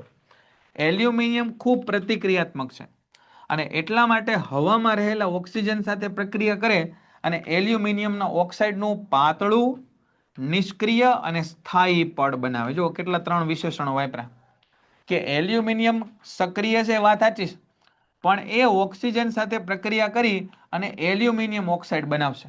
અને એલ્યુમિનિયમ ઓક્સાઇડનું પાતળું, નિષ્ક્રિય અને સ્થાયી પડ હોય જે આપણા ખોરાકને એલ્યુમિનિયમના સંપર્કમાં આવવા દેશે નહીં. તો આપણે જ્યારે એલ્યુમિનિયમની અંદર પણ રસોઈ બનાવીએ ત્યારે આપણો ખોરાક એલ્યુમિનિયમના સંપર્કમાં નહીં પણ એલ્યુમિનિયમની ઉપર રહેલા એલ્યુમિનિયમ ઓક્સાઇડના સંપર્કમાં હોય છે. આમ એલ્યુમિનિયમનું ગલનબિંદુ ઊંચું, ઉષ્માનું સારું વાહક હોવાથી રસોઈના વાસણો બનાવવામાં ઉપયોગી છે. આ ઉપરાંત ધાતુઓની સરખામણીમાં તેનું ઉત્પાદન એ મૂલ્ય પણ ઓછું હોવાથી મોટાભાગના રસોઈના વાસણો એલ્યુમિનિયમમાંથી બનાવે. વળી પાછું સસ્તું, ટૂંકમાં સસ્તું ભાડું, સિદ્ધપુરની જાત્રા એમ વાત છે. બસ સરળતાથી મળી જાય, વજનમાં હલકું, ભાવ એનો ઓછો, એટલે એનો ઉપયોગ આપણે કરીએ. પરાવર્તી ક્રિયા એટલે શું અને તેના ઉદાહરણ આપો. પરાવર્તી ક્રિયા એટલે શું અને તેના ઉદાહરણ આપો. ઘણીવાર આપણી કોન્શિયસનેસની બહાર આપણે કેટલાક એક્શન લઈ લઈએ. રાત્રે આપણે સૂતા હોઈએ કે અચાનકથી આપણો હાથ છે ભટકાય તો આપણે આગળ લઈ લઈએ, બરાબર. મારું ધ્યાન અહીંયા વાતોમાં હોય અને માનો કે આ ટેબલ ઉપર હાથ રાખ્યો અને મને કંઈક છે કોઈ ધારદાર પદાર્થ વાગી ગયો તો મારે ત્યાં જોવાની ન જરૂર પડે, મારો હાથ આપોઆપ છે ઉપર આવી જશે. તો આવી બધી ક્રિયાઓ એને પરાવર્તી ક્રિયા કીધી, બરાબર. પરાવર્તી ક્રિયા કોને કીધું કે ઉત્તેજનાની સામે સ્નાયુઓ કે ગ્રંથિઓના અભાનપણે પણ સ્વયંસ્ફુરિતપણે આપાત થતા અને અનૈચ્છિક પ્રતિચારને પરાવર્તી ક્રિયા કહેવાય, બરાબર. આ કદાચ વ્યાખ્યા તમને ન યાદ રહે તો આ બીજી વ્યાખ્યા યાદ રાખો કે પરાવર્તી ક્રિયા એટલે મગજના ઐચ્છિક કેન્દ્રોની જાણ બહાર, મગજના ઐચ્છિક કેન્દ્રોની જાણ બહાર અને થતી અનૈચ્છિક ક્રિયા છે. જો આ વ્યાખ્યા પ્રમાણમાં સરળ. પરાવર્તી ક્રિયા એટલે મગજના ઐચ્છિક કેન્દ્રોની જાણ બહાર થતી અનૈચ્છિક પ્રક્રિયા. મગજને ખબર નથી કે હાથ પાછો ખેંચાઈ ગયો, મગજને ખબર નથી કે ચાલતા ચાલતા જઈએ છીએ ને પગની અંદર છે એ પથ્થરો વાગ્યો ને પગ ઊંચો થઈ ગયો. એ પરાવર્તી ક્રિયા થઈ ગયા બાદ મગજને આ સંદેશો પહોંચે. મગજ આરામ કરતું હોય અથવા અન્ય કોઈ કાર્યમાં રોકાયેલું હોય ત્યારે ઉત્તેજના સામે વિચાર કર્યા વગર ઝડપી અને સ્વયંવર્તી રીતે પ્રતિચાર આપે. આ પરાવર્તી પરાગનયન પછી થાય. પરાગનયન એટલે પરાગરજ છે પરાગાસન ઉપર પહોંચી ગઈ એને પરાગનયન કહેવાય. હવે આ પરાગરજ જ્યારે અંડકોષને મળે ને ત્યારે ફલન ક્રિયા થાય. તો વાંચો અહીંયા, સપુષ્પી વનસ્પતિમાં લિંગી પ્રજનન. પુકેસરના પરાગાશયમાંથી પરાગરજ ઉત્પન્ન થાય છે અને અંડાશયના અંડકમાં માદાજન્ય ઉત્પન્ન થાય છે. પરાગાશયમાં પરાગરજ ઉત્પન્ન થાય એટલે કે નરજન્યુ અને અંડાશયની અંદર અંડકમાં માદાજન્યુ ઉત્પન્ન થાય એટલે અંડકોષ ઉત્પન્ન થાય. પરાગનયન પુકેસરના પરાગાશયમાંથી પરાગરજની તેજ પુષ્પના કે અન્ય પુષ્પના સ્ત્રી કેસરના પરાગાસન સુધી પહોંચવાની ક્રિયા એને પરાગનયન કહેવાય, જેની વાત આપણે કરી, બરાબર. લાંબી વ્યાખ્યા કરતા તમે એક મગજમાં ચિત્ર રાખશો ને કે જો સાહેબ આ તંતુ છે, એની ઉપર પરાગાશય છે, એમાંથી એક પરાગરજ નીકળી, આ એનું પુષ્પ છે, એનું પરાગાસન છે, અને આ પરાગાસન સુધી આ પહોંચી ગઈ. બરાબર, આ પ્રક્રિયાને આપણે નામ આપ્યું પરાગનયન. સ્વપરાગનયન અને પરપરાગનયન. આ એક જ પુષ્પની પરાગરજ એના જ પરાગાસન ઉપર પહોંચી જાય તો સ્વપરાગનયન કહેવાય. આ એક પુષ્પની પરાગરજ અન્ય પુષ્પના પરાગાસન ઉપર પહોંચે તો એને પરપરાગનયન કહેવાય. ફલન પ્રક્રિયા કોને કહેવાય? હવે વાત આવી આપણી મેઇન ફલન પ્રક્રિયા. તો કે પરાગરજ પરાગાસન પર સ્થાપિત થાય છે અને પરાગરજ અંકુરણ પામીને પરાગ નલિકાનું નિર્માણ કરે છે. જો આ પરાગરજ અહીંયા બેસી ગઈ અને આ પરાગરજમાંથી પરાગ નલિકા નીકળે. આ પરાગરજમાંથી આવી નળી બહાર નીકળે, એને પરાગ નલિકા કહેવાય. આ પરાગ નલિકામાંથી પરાગરજ આ પરાગ નલિકામાંથી પરાગવાહિનીમાં લંબાઈને અંડક સુધી પહોંચે છે. પરાગરજની અંદરથી શું નીકળે? તો કે એક નરજન્યુ નીકળે કે પુંજન્યુ નીકળે, જે પરાગ નલિકામાં પસાર થઈ અને અંડકમાં હાજર રહેલા માદા જન્યુ સાથે જોડાય અને જન્યુ કોષોના જોડાણને ફલન કહેવાય. જો માણસ હોય કે વનસ્પતિ, ફલન એટલે નરજન્યુ અને માદાજન્યુનું જોડાણ. માણસ હોય કે વનસ્પતિ, ફલન એટલે નરજન્યુ અને માદાજન્યુનું જોડાણ. બરાબર ને? તો આવા નરજન્યુ અને માદાજન્યુ એ જ્યારે વનસ્પતિની અંદર જોડાય એને આપણે શું નામ આપ્યું? તો કે ફલન પ્રક્રિયા એવું નામ આપ્યું. તો અહીંયા તમે જુઓ કે અહીંયા આગળ પરાગરજ આવી, પરાગરજમાંથી આ પરાગ નલિકા નીકળી, આ પરાગરજમાંથી એક નરજન્યુ ગબડતો ગબડતો આવ્યો, એ ગબડતો ગબડતો આવી અને આ અંડકમાં રહેલા આ અંડાશયની રહેલા અંડકની સાથે આ બે નું જોડાણ થાય, એને આપણે નામ આપ્યું ફલન. ફલનની પ્રક્રિયાના પરિણામે ફલિતાંડ બને. જો ફલનની પ્રક્રિયાના પરિણામે શું બને? ફલિતાંડ બને, અથવા એને આપણે યુગ્મનજ નામ આપ્યું. યુગ્મનજ. યુગ્મનજ. ફલિતાંડ એટલે ફલિત અંડકોષ. ફલિતાંડ એટલે ફલિત અંડકોષ. બરાબર? યુગ્મનજ. યુગ્મ એટલે બે. યુગ્મ એટલે બે. યુગ્મ એટલે બે. ચાલો, ફલનની પ્રક્રિયાના પરિણામે ફલિતાંડનું નિર્માણ થાય. ફલિતાંડમાં નવા છોડને વિકાસ પામવાની ક્ષમતા હોય. અને હવે આપણે જોઈએ ફલન પછીની ઘટનાઓ જણાવો. ફલન પછી શું થાય? તો કે અંડકમાં રહેલા યુગ્મનજનું અનેક વિભાજન થાય. ફલનથી શું થાય? તો કે ફલનમાં યુગ્મનજનું વિભાજન થાય અને વિભાજન પામીને ભ્રૂણનું નિર્માણ કરે અને અંડકની ફરતે સખત આવરણ વિકાસ પામે. અંડકની ફરતે સખત આવરણ વિકાસ પામે અને અંડક ક્રમશઃ બીજમાં પરિવર્તિત થાય. અંડક ક્રમશઃ બીજમાં પરિવર્તિત થાય અને બીજમાં ભાવિ વનસ્પતિ અથવા ભ્રૂણ હોય તે અનુકૂળ પરિસ્થિતિમાં નવા છોડ તરીકે વિકાસ પામે. આ ક્રિયાને બીજ અંકુરણ કહે છે. બરાબર? બીજ છે એ અનુકૂળ પરિસ્થિતિમાં વિકાસ પામે એને બીજ અંકુરણ કહેવાય. અંડાશય ઝડપથી વિકાસ પામે અને પરિપક્વ થઈ અને ફળમાં રૂપાંતર પામે. તો જો અહીંયા ટૂંકમાં લખેલું છે કે અંડાશય છે એમાંથી ફળ બને, અંડકમાંથી બીજ બને અને યુગ્મનજ છે એનું રૂપાંતર ભ્રૂણમાં થાય. બરાબર? ફલન પછી કઈ પ્રક્રિયા થાય?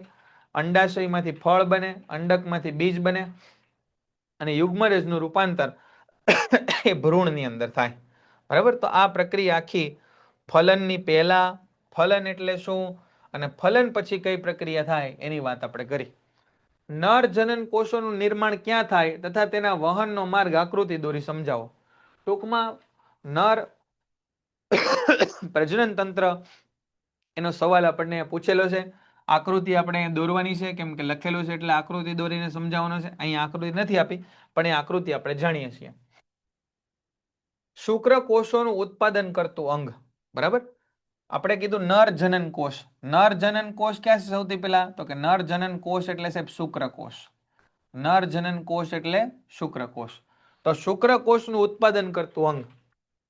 તો શુક્રકોષનું ઉત્પાદન કરતું અંગ એટલે શુક્રપિંડ. ક્યાં આવેલા હોય? ઉદર ગુહાની બહાર વૃષણ કોથળીમાં એક જોડ શુક્રપિંડ આવેલા હોય અને શુક્રકોષનું નિર્માણ શરીરના તાપમાન કરતા નીચા તાપમાન ઉપર થાય.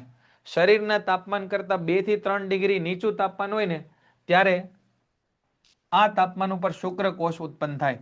શુક્રપિંડમાં શુક્રકોષોનું ઉત્પાદન થાય. શુક્રપિંડ નર જાતિ અંતઃસ્ત્રાવ ટેસ્ટોસ્ટેરોનનો સ્ત્રાવ કરે. શુક્રપિંડનું બીજું કામ શું છે? શુક્રકોષ ઉત્પન્ન કરે અને સાથે સાથે નરનો ગૌણ જાતીય લક્ષણો પ્રેરવાનો અંતઃસ્ત્રાવ એટલે ટેસ્ટોસ્ટેરોન એનો સ્ત્રાવ કરે. ટેસ્ટોસ્ટેરોનનું કામ શું છે? તો કે શુક્રકોષના ઉત્પાદનનું નિયંત્રણ કરે અને છોકરામાં યુવાવસ્થાના લક્ષણો એટલે કે ગૌણ જાતીય લક્ષણોનું પણ નિયંત્રણ કરે. ગૌણ જાતીય લક્ષણ એટલે શું? તો કે અવાજ જાડો થવો, બરાબર, જાંઘના ભાગમાં બગલમાં વાળ ઉગવા, મૂછ આવી, દાઢી આવી, આ બધા ગૌણ જાતીય લક્ષણો કહેવાય. એનું નિયમન કોણ કરે? ટેસ્ટોસ્ટેરોન કરે. ટેસ્ટોસ્ટેરોન ક્યાં ઉત્પન્ન થાય? શુક્રપિંડમાં ઉત્પન્ન થાય. શુક્રપિંડ ક્યાં આવેલા હોય? વૃષણ કોથળીમાં આવેલા હોય. વૃષણ કોથળી ક્યાં આવેલી હોય? ઉદર ગુહાની બહાર આવેલી હોય. શુક્રપિંડને બહાર રાખવાની કેમ જરૂર પડી? તો કે એને શરીરના સામાન્ય તાપમાન કરતા નીચા તાપમાનની જરૂર પડે એટલા માટે. શુક્રકોષોને ફલન સ્થાન સુધી પહોંચાડનારા અંગો.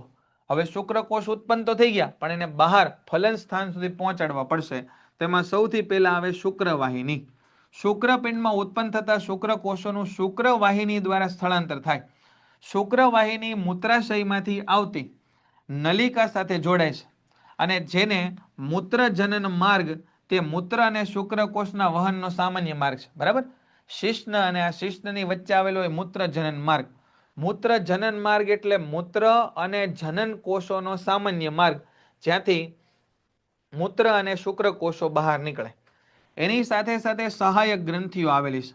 કઈ કઈ સહાયક ગ્રંથિ આવેલી છે? પેન્ટેડ એપ્લિકેશન ધોરણ 6 થી 12ના વિદ્યાર્થીઓ માટે અપડેટ થઈ ચૂકી છે. આ એપ્લિકેશનમાં શું છે? બધા જ વિષયના વિડીયોઝ છે. ગુજરાતની બેસ્ટ ફેકલ્ટી દ્વારા લાઈવ લેક્ચર્સ છે. આઈએમપી પ્રશ્ન છે, ટેસ્ટ સિરીઝ છે અને ગુજરાતના તમામ વિદ્યાર્થીઓ સાથે તમે તમારી કમ્પેરિઝન કરી શકો છો. ગેમિફિકેશન છે અને બીજું ઘણું બધું. તો તમે એપ્લિકેશન ડાઉનલોડ ન કરી હોય તો ડિસ્ક્રિપ્શનમાં લિંક આપી છે. હમણાં જ પ્લે સ્ટોર ઉપર જાઓ અને એપ્લિકેશન ડાઉનલોડ કરો. ઘરે બેઠીને સરસ મજાનું ગુજરાતની જોરદાર ફેકલ્ટી સાથે ભણો, સારા માર્ક્સે પાસ થાઓ. કે શુક્રવાહિનીના માર્ગમાં શુક્રાશય આવેલું છે, પ્રોસ્ટેટ ગ્રંથિ આવેલી છે અને બલ્બો યુરેથ્રલ ગ્રંથિ આવેલી છે. આ શુક્રાશય, પ્રોસ્ટેટ ગ્રંથિ અને બલ્બો યુરેથ્રલ ગ્રંથિ એ શુક્રકોષની સાથે પોતાના સ્ત્રાવોને ઠાલવે. આ સ્ત્રાવો શું કરે? તો કે શુક્રકોષને એક પ્રવાહી માધ્યમ આપે, જેના કારણે સરળતાથી તરી શકે, એને પોષણ આપે, જેના કારણે લાંબા સમય સુધી જીવિત રહી શકે, બરાબર. તો શુક્રકોષો પ્રવાહી માધ્યમ આપે અને સાથે સાથે શુક્રકોષો સરળતાથી સ્થળાંતર થાય અને શુક્રકોષોના હલનચલન માટે જરૂરી પોષણ, આ બધું કામ કોણ કરે? આ સહાયક ગ્રંથિ કરે. ક્યાંથી વહે? શુક્રવાહિનીમાંથી વહે. ક્યાંથી ઉત્પન્ન થાય? શુક્રપિંડમાંથી ઉત્પન્ન થાય, બરાબર. તો આ બધી વસ્તુ અને સાથે સાથે આની સાથે પુસ્તકમાં આપેલી છે એ મુજબની આકૃતિ આપણે દોરવાની છે, બરાબર. આકૃતિ જે આપી છે એ દોરવાની છે.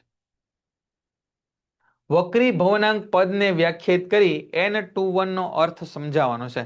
વક્રી ભવનાંકને વ્યાખ્યાયિત કરવાનો છે. વક્રી ભવનાંકનું મૂલ્ય કઈ બાબત ઉપર આધાર રાખે? n21 ગુણ્યા n21 12 ગુણાકારનું મૂલ્ય શું થાય? આ આપણે જણાવવાનું છે, બરાબર. ચાલો પહેલો પ્રશ્ન જોઈએ. વક્રી ભવનાંકનું મૂલ્ય કઈ બાબત પર આધાર રાખે છે? બરાબર. વક્રી ભવનાંકનું મૂલ્ય કઈ બાબત ઉપર આધાર રાખે છે? વક્રી ભવનાંક n21 એ બે માધ્યમને જોડતી લાક્ષણિકતા છે જે તરંગ લંબાઈ પર પણ આધાર રાખે છે, પરંતુ આપાત કોણથી સ્વતંત્ર છે. આપાત કોણ ઉપર આધાર રાખતો નથી. કોની ઉપર આધાર રાખે છે? તો કે તરંગ લંબાઈ ઉપર આધાર રાખે છે. સાથે સાથે એ માધ્યમોની જોડ ઉપર આધાર રાખે છે. n21 ગુણ્યા n12 આ ગુણાકાર અહીંયા જોઈએ આપણે કે શૂન્યાવકાશની સાપેક્ષે આપેલા માધ્યમના વક્રી ભવનાંકને તે માધ્યમનો નિરપેક્ષ વક્રી ભવનાંક અથવા ખાલી વક્રી ભવનાંક કહેવાય, બરાબર. આપણે કોઈ પણ માધ્યમનો વક્રી ભવનાંક જ્યારે શૂન્યાવકાશ અથવા હવાની સાપેક્ષે માપીએ ત્યારે એ વક્રી ભવનાંકને નિરપેક્ષ વક્રી ભવનાંક કહેવાય. શૂન્યાવકાશમાં પ્રકાશનો વેગ c અને માધ્યમમાં પ્રકાશનો વેગ v હોય તો આના ગુણોત્તરને માધ્યમનો વક્રી ભવનાંક અથવા નિરપેક્ષ વક્રી ભવનાંક કહેવાય. તો આ સૂત્ર આપણને મળ્યું n બરાબર c ના છેદમાં v. આ સી એટલે શું થાય? શૂન્યાવકાશમાં પ્રકાશની ઝડપ. અને આ વી એટલે શું થાય? માધ્યમમાં પ્રકાશની ઝડપ. તો આપેલ માધ્યમની શૂન્યાવકાશની સાપેક્ષે વક્રીભવનાંક એને નિરપેક્ષ વક્રીભવનાંક અથવા ખાલી વક્રીભવનાંક એવું નામ આપ્યું. તો આ સૂત્ર મળ્યું આપણને n is equal to C upon V. n બરાબર સી ના છેદમાં વી.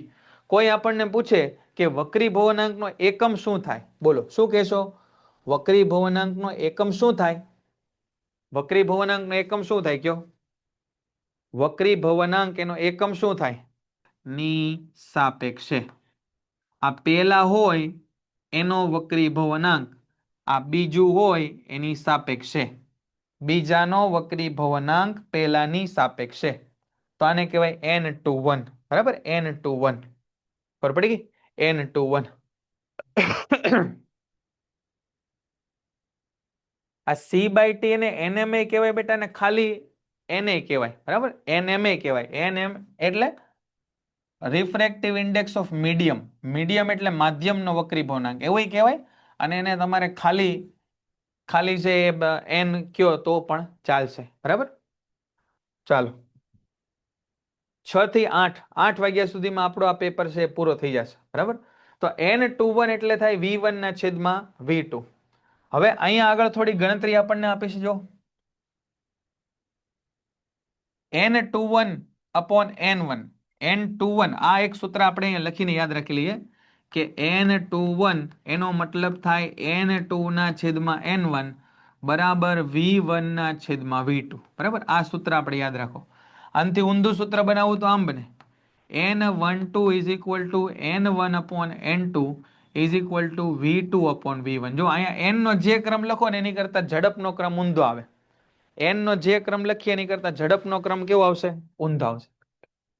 બેટરી ઝડપનો ક્રમ ઊંધો આવશે. n21 એને કહેવાય 2 નો 1 ની સાપેક્ષે વક્રીભવનાંક. બરાબર, અને n12 ને શું કહેવાય? 1 નો 2 ની સાપેક્ષે વક્રીભવનાંક. આમાં બિલકુલ ભૂલ ન થવી જોઈએ. બિલકુલ ભૂલ આમાં ન થવી જોઈએ. કોઈ એક પદ્ધતિથી યાદ રાખજો. બરાબર, ચાલો એક જ મિનિટ આ વાંચી લ્યો. વાંચી લ્યો. અવાજ મારો તમને આવતો હશે. બેટરી આપણે ચેન્જ કરી નાખીએ કેમેરાની અંદર. આ જ ચેપ્ટરનો એક બીજો પ્રશ્ન આપણે આગળ ચર્ચા કરવો છે. આ જ ચેપ્ટરનો બીજો એક પ્રશ્ન. પર આપાત બિંદુએ દોરેલો લંબ એક જ સમતલમાં હોય છે. ત્રણ વસ્તુ એક જ સમતલમાં હોય. આપાત કિરણ, લંબ અને વક્રીભૂત કિરણ. આ ત્રણેય એક જ સમતલમાં હોય. બરાબર, પ્રકાશના આપેલ રંગ. હવે આ બીજું વિધાન યાદ રાખવું જરૂરી છે. એક ગુણમાં પછી અલગથી પ્રશ્ન પૂછાય. સ્નેલનો નિયમ લખો. સ્નેલનો નિયમ લખો તો આ બીજું વિધાન લખવાનું. પ્રકાશના આપેલ રંગ માટે અને માધ્યમની આપેલ જોડ માટે આપાત કોણના સાઇન અને વક્રીભૂત કોણના સાઇનનો ગુણોત્તર અચળ હોય.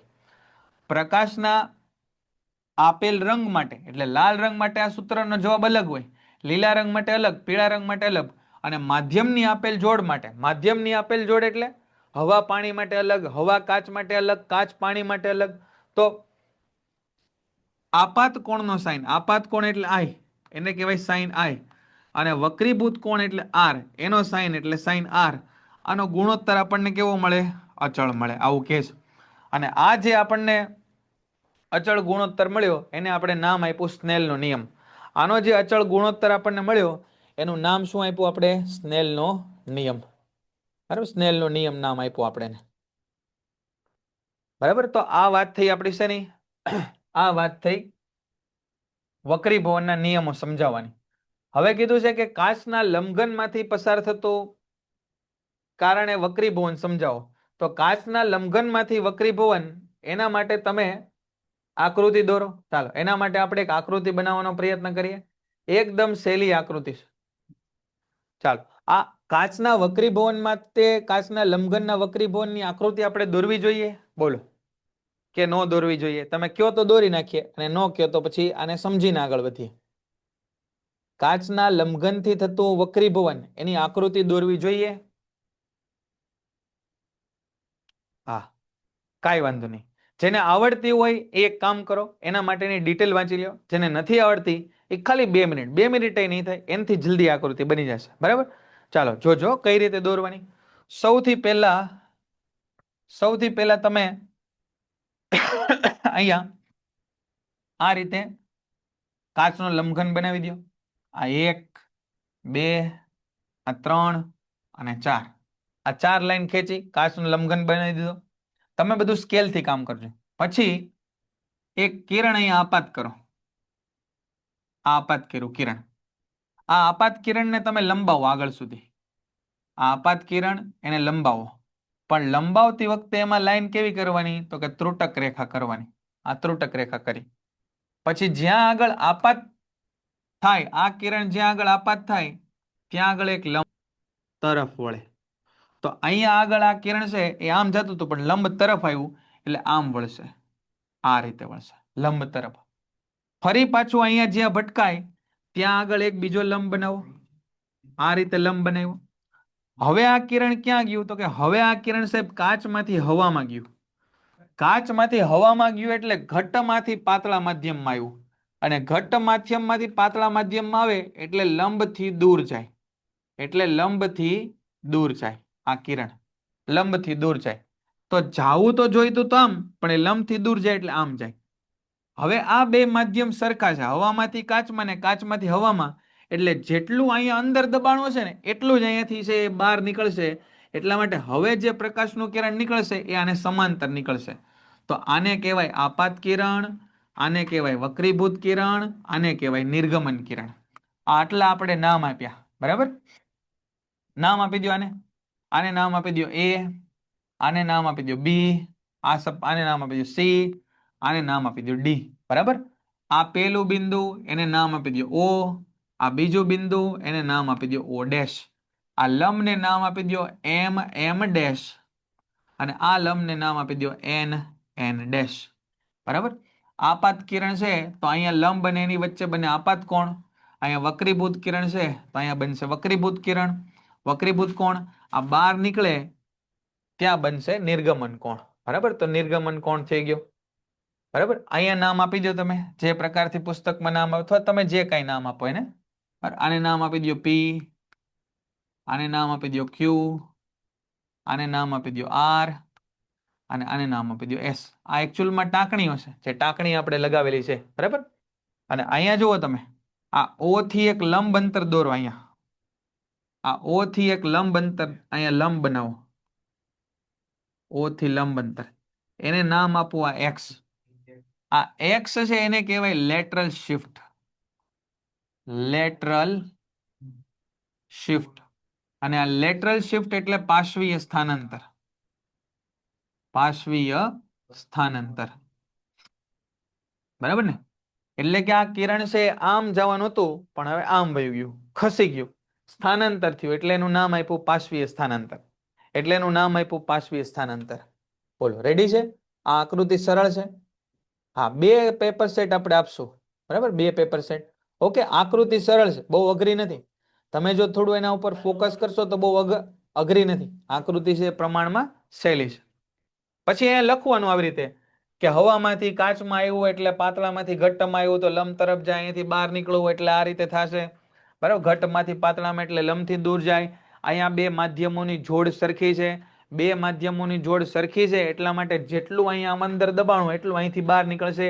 એટલા માટે આ 2 કિરણો સમાંતર હોય. બરાબર, આવા બધા આ પ્રકારનું આપણે લખાણ લખવું જોઈએ. અરે ટાઈમ ટેબલ આખું તમારા ગ્રુપમાં અને એપ્લિકેશનમાં અપલોડ કરેલું છે, એને તમે જોઈ લેજો ટાઈમ ટેબલ. બરાબર, ચાલો અહીંયા જોઈએ. તો આ બધી વાત થઈ ગઈ. આ બધી તમારે હાલમાં કાંઈ ચિંતા કરવાની જરૂર નથી. આ સૂત્ર તારવણી આપણે હાલમાં કાંઈ કરવાની નથી. બરાબર, આ સૂત્ર તારવણીની જરૂર નથી. મેં તમને કીધી એટલી વાર્તા તમારે લખવાની, એટલે કે પુસ્તકમાં જે પ્રમાણે આપ્યું છે એટલું કામ હાલમાં તમારે લખવાનું, વધારે બીજી કાંઈ જરૂર નથી. તમે એ નિષ્કર્ષ કઈ રીતે તારવશો કે જો કોઈ બેટરી સાથે સમાંતરમાં જોડેલા 3 અવરોધોમાંથી પ્રત્યેક બંને છેડા વચ્ચે વિદ્યુત સ્થિતિમાનનો તફાવત સમાન હોય તો પરિણામી અવરોધનું સૂત્ર તારવો. ટૂંકમાં સૂત્ર તારવવાનું છે. કોનું સૂત્ર તારવવાનું છે? તો કે સમાંતરમાં જોડેલા અવરોધ એનું સૂત્ર તારવવાનું છે. બરાબર, સમાંતરમાં રહેલા. તો અહીંયા આપણને છે એ શ્રેણી જોડાણ માટેનું સૂત્ર આપેલું છે. સૂત્ર છે એ શ્રેણી જોડાણ માટેનું. પણ એ બરાબર નથી. બરાબર, તો અહીંયા આપણે એક કામ કરીએ, આ બધું બદલવાના બદલે સવાલમાં આપણે જોઈ લઈએ. સમાંતર જોડાણની બદલે આપણે શું લખીએ અહીંયા? સમાંતર જોડાણની બદલે અહીંયા લખી નાખીએ આપણે શ્રેણી જોડાણ. બરાબર, પ્રશ્નમાં આપણે થોડો ફેરફાર કર્યો, શ્રેણી જોડાણ. શ્રેણી જોડાણ માટે સમતુલ્ય અવરોધનું સૂત્ર. બરાબર, પ્રશ્નમાં થોડો ફેરફાર થયો. શ્રેણી જોડાણ માટે સમતુલ્ય અવરોધનું સૂત્ર આપણે તારવવું છે.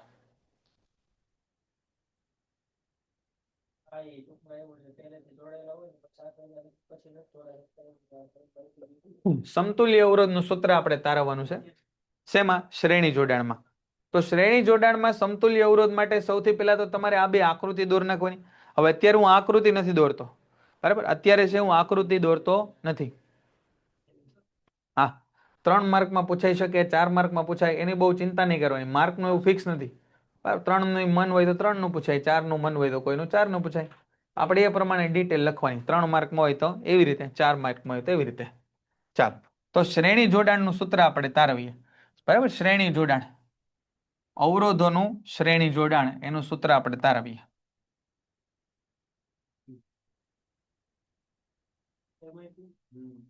અવરોધોનું શ્રેણી જોડાણ. શ્રેણી જોડાણમાં સૌથી પહેલી બાબત આપણે કઈ યાદ રાખવાની છે? તો કે પહેલી બાબત આપણે એ યાદ રાખવાની છે કે સાહેબ I છે એ સમાન રહેશે અને V છે એ અલગ અલગ હશે. દરેક અવરોધમાંથી પસાર થતો પ્રવાહ કેવો હશે? સમાન. અને બે છેડા વચ્ચે વિદ્યુત સ્થિતિમાનનો તફાવત કેવો હશે? અલગ અલગ હશે. તો પ્રવાહ છે, આ વિદ્યુત સ્થિતિમાનનો તફાવત કેટલો હોય? V. તો કે આ V1 વત્તા V2 વત્તા V3 આટલો હોય.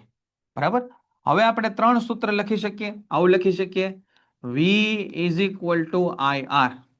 આ V is equal two IR આપણે સંપૂર્ણ સમતુલ્ય પરિપથ માટે લખ્યું. સમતુલ્ય પરિપથ માટે. સમતુલ્ય પરિપથ એટલે 3 અવરોધને આપણે કાઢી નાખ્યા સાહેબ, એક જ અવરોધ જોડીએ અને એનું નામ આપી દઈએ આપણે RS. એક અવરોધ માટે આ સૂત્ર લખવું હોય તો V1 is equal two IR1 લખાય, કેમ કે પ્રવાહ બધામાં સમાન છે અને વોલ્ટેજ ને અવરોધ છે અલગ છે. પછી લખાય V2 is equal two IR2 અને V3 is equal two IR3. આ સૂત્ર આપણે લખી શકીએ. તો V ની જગ્યાએ શું લખાય? તો કે V ની જગ્યાએ સર લખાય RU IRS. V ની જગ્યાએ લખાય IRS. V1 ની જગ્યાએ શું લખાય? IR1. તો અહીં લખું IR1.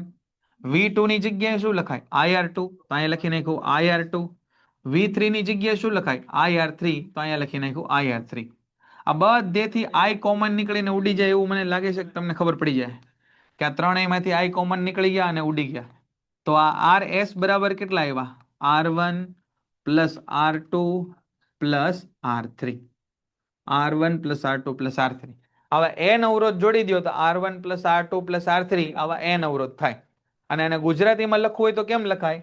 કે શ્રેણી જોડાણમાં જોડેલા અવરોધનું સમતુલ્ય અવરોધનું મૂલ્ય એ જોડેલા દરેક અવરોધના સરવાળા જેટલું હોય. જોડેલા દરેક અવરોધના સરવાળા જેટલું હોય. બરાબર, તો આ બધી સૂત્ર તારવણી અહીં લખી. આવા જેટલા અવરોધ હોય. ડી વિભાગની આપણે વાત કરીએ. જો ડી વિભાગ શું કહે છે? ડી વિભાગ જોઈએ અહીંયા, ધાતુ કાર્બોનેટ અને ધાતુના બાયકાર્બોનેટની એસિડ સાથેની પ્રક્રિયા કઈ રીતે થાય એ આપણે જણાવવાની છે. ધાતુના કાર્બોનેટ અને ધાતુના બાયકાર્બોનેટ એની એસિડ સાથેની પ્રક્રિયા જણાવવાની છે. બરાબર, તો આકૃતિ આપણને અહીંયા આપેલી છે. ધાતુના કાર્બોનેટ એટલે સોડિયમ કાર્બોનેટ, ધાતુના હાઇડ્રોજન કાર્બોનેટ એટલે સોડિયમ હાઇડ્રોજન કાર્બોનેટ, અને એની એસિડ સાથે પ્રક્રિયા કરીએ એટલે વાયુ ઉત્પન્ન થાય. બરાબર, વાયુ આપણી પાસે બે જ પ્રકારના ઉત્પન્ન થશે આપણા ધોરણમાં. એક હાઇડ્રોજન ઉત્પન્ન થાય અને એક કાર્બન ડાયોક્સાઇડ. હાઇડ્રોજન ઉત્પન્ન થશે તો એ ધડાકા સાથે ફૂટશે, અને કાર્બન ડાયોક્સાઇડ ઉત્પન્ન થશે તો એને કેલ્શિયમ હાઇડ્રોક્સાઇડના દ્રાવણમાંથી પસાર કરશો તો દ્રાવણ દૂધિયું બનશે. તો આની પરખ કસોટી કોને કહેવાય? એના પણ બે સવાલ આપણને મળી ગયા. જો ધાતુ કાર્બોનેટ અને ધાતુ બાયકાર્બોનેટની એસિડ સાથેની પ્રક્રિયા આ મુજબ સમજાવી શકાય. બરાબર, આ બધી પ્રવૃત્તિ લખી છે. મેઇન વસ્તુ આપણે આ સમજવાની છે, આ સમીકરણ. આ સમીકરણ આપણે સમજવાનું છે કે ધાતુ કાર્બોનેટ અને ધાતુ કાર્બોનેટ અને ધાતુના હાઇડ્રોજન કાર્બોનેટ એની પ્રક્રિયા જ્યારે એસિડ સાથે થાય ત્યારે આપણને ક્ષાર પાણી અને કાર્બન ડાયોક્સાઇડ મળે. ત્યારે આપણને ક્ષાર, પાણી અને કાર્બન ડાયોક્સાઇડ મળે. આ વસ્તુ યાદ રાખવાની. અને આ ઉત્પન્ન થતો વાયુ કાર્બન ડાયોક્સાઇડ છે એ કેમ ખબર પડે? તો કે જ્યારે તમે એને ચૂનાના પાણીમાંથી પસાર કરશો ત્યારે કેલ્શિયમ કાર્બોનેટના સફેદ અવક્ષેપો મળશે. એટલે આ ચૂનાનું દ્રાવણ છે એ દૂધિયું બને. એ રીતે આપણને ખબર પડે. તો ટૂંકમાં બે વસ્તુ આપણે એ જ યાદ રાખવાની છે કે ધાતુ કાર્બોનેટ કે ધાતુના હાઇડ્રોજન કાર્બોનેટ એની એસિડ સાથે પ્રક્રિયા કરશો તો તમને મળશે ક્ષાર, કાર્બન ડાયોક્સાઇડ, પાણી. બરાબર? આ આટલી વસ્તુ આપણને મળશે. પ્રમાણમાં સવાલ છે એ સહેલો છે. આકૃતિ આપણે યાદ રાખવાની અને આ સમીકરણને આપણે યાદ રાખવાનું છે. સમીકરણ યાદ રાખવાનું. પછી plaster of Paris. Plaster of પેરિસમાં પણ તમારે છે ખાલી સમીકરણ યાદ રાખવાનું છે કે આ CaSO4 કેલ્શિયમ સલ્ફેટ ડાયહાઇડ્રેટ એને જ્યારે તમે ગરમ કરશો 373 કેલ્વિન તાપમાન ઉપર, એને જ્યારે આપણે ગરમ કરશું 373 કેલ્વિન તાપમાન ઉપર, તો આ કેલ્શિયમ સલ્ફેટ એમાંથી બનશે હાફ H2O એટલે કેલ્શિયમ સલ્ફેટ હેમીહાઇડ્રેટ, અને 2 માંથી અડધો ગયો એટલે 1.5 અણુઓ અહીંયા પાણીના વધ્યા. બરાબર? 1.1 1/2 અણુ વધ્યા. અને કેલ્શિયમ સલ્ફેટ હેમીહાઇડ્રેટ એનું જ નામ આપણે આપ્યું પ્લાસ્ટર ઓફ પેરિસ. બરાબર? આ CaSO4 2H2O એટલે કે આ જીપ્સમ, ચિરોડી. આ જીપ્સમને આપણે ગરમ કર્યું 373 કેલ્વિન તાપમાને તો પાણીનો અણુ છૂટો પડી ગયો અને આ વધ્યું CaSO4 હાફ H2O. હવે એકચ્યુઅલમાં હાફ H2O કઈ રીતે હોય? તો કે પાણીના એક અણુ સાથે આવા 2 કેલ્શિયમ સલ્ફેટના અણુઓ જોડાયેલા હોય. પાણીના એક અણુ સાથે આ 2 જોડાયેલા એટલે એક દીઠ અડધો પાણીનો અણુ મળે ને, એટલા માટે આને કહેવાય કેલ્શિયમ સલ્ફેટ. અડધાને બોલાય હેમીહાઇડ્રેટ. એના ઉપયોગો: બાંધકામ ઉપયોગમાં, પ્લાસ્ટર કરવા માટે, ફ્રેક્ચર થયેલા હાડકાને સાંધવા માટે, દાંતના ચોકઠા બનાવવાના બીબા બનાવવા માટે, રમકડા અને પૂતળા બનાવવા માટે, બ્લેકબોર્ડ પર લખવાના ચોક બનાવવા માટે, પ્રયોગશાળાના સાધનો બનાવવા માટે અને હવા ચુસ્ત કરવા માટે એને પ્લાસ્ટર લગાડવામાં આવે છે. તો આ વાત થઈ પ્લાસ્ટર ઓફ પેરિસની. પછી અહીંયા પ્રશ્ન આપણને આપ્યો છે કાર્બનના કયા 2 ગુણધર્મો? કાર્બનના એવા કયા 2 ગુણધર્મો છે કે જેના કારણે કાર્બન છે મોટી સંખ્યામાં અણુઓ, સંયોજનો બનાવવાની શક્તિ ધરાવે છે? તો એને કહેવાય કાર્બનનો સર્વતોમુખી સ્વભાવ. કાર્બનનો સર્વતોમુખી સ્વભાવ. તો આ કાર્બનના સર્વતોમુખી સ્વભાવની અંદર 2 બાબતો સામેલ થાય છે. કઈ 2 બાબતો? પહેલી બાબત છે એ છે કાર્બનનો કેટેનેશનનો ગુણધર્મ. કેટેનેશન એનો ગુણધર્મ. અને બીજી બાબત સામેલ થાય છે એ છે કાર્બનની ચતુઃ સંયોજકતા. કાર્બનની ચતુઃ સંયોજકતા. ચતુઃ સંયોજકતા. કેટેનેશનનો ગુણધર્મ અને કાર્બનની ચતુઃ સંયોજકતા. બરાબર? તો અહીંયા જુઓ, કેટેનેશનનો ગુણધર્મ કોને કહેવાય? જો અહીંયા પહેલું આપણે લખ્યું છે કેટેનેશનનો ગુણ. કેટેનેશન એટલે કાર્બન પરમાણુ અન્ય કાર્બન પરમાણુ સાથે બંધ બનાવવાની અદ્વિતીય ક્ષમતા ધરાવે. એને કારણે ખૂબ મોટી સંખ્યામાં સંયોજનો બને એને કાર્બનનો કેટેનેશનનો ગુણધર્મ કહેવાય.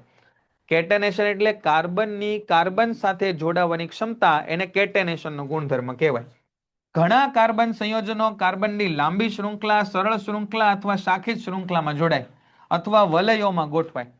હવે કીધું કાર્બન પરમાણુ એકબીજા સાથે જોડાય તો એ કઈ રીતે જોડાય? તો કે લાંબી શાખામાં જોડાય, શાખિત શૃંખલામાં જોડાય અને વલય આકારે જોડાય. કઈ રીતે જોડાય? તો કે એકલ બંધથી જોડાઈ શકે તો એને સંતૃપ્ત સંયોજનો કહેવાય, અને દ્વિબંધ કે ત્રિબંધથી જોડાઈ શકે તો એને અસંતૃપ્ત સંયોજનો કહેવાય. એકલ બંધથી જોડાય, દ્વિબંધથી જોડાય અથવા ત્રિબંધથી જોડાય. એકલ બંધથી જોડાય તો સંતૃપ્ત સંયોજનો કહેવાય. દ્વિબંધ કે ત્રિબંધથી જોડાય તો અસંતૃપ્ત સંયોજનો કહેવાય. બીજો ગુણધર્મ છે કાર્બનની ચતુઃ સંયોજકતા. કાર્બનની સંયોજકતા કેટલી છે? 4.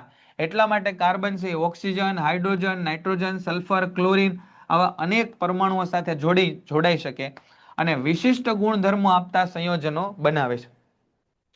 કાર્બન પરમાણુ મોટા ભાગના તત્વો સાથે ખૂબ જ પ્રબળતાથી બંધ બનાવે અને સાથે સાથે કાર્બન ઉપર ન આધારિત હોય અને બીજા તત્વો ઉપર આધારિત હોય તેવા વિશિષ્ટ ગુણધર્મો વાળા સંયોજનો બનાવે અને એ અન્ય તત્વો ઉપર સાથે પ્રબળ બંધ બનાવે અને આ પ્રબળ બંધ બનવાનું કારણ યાદ રાખજો કાર્બનનું નાનું કદ છે.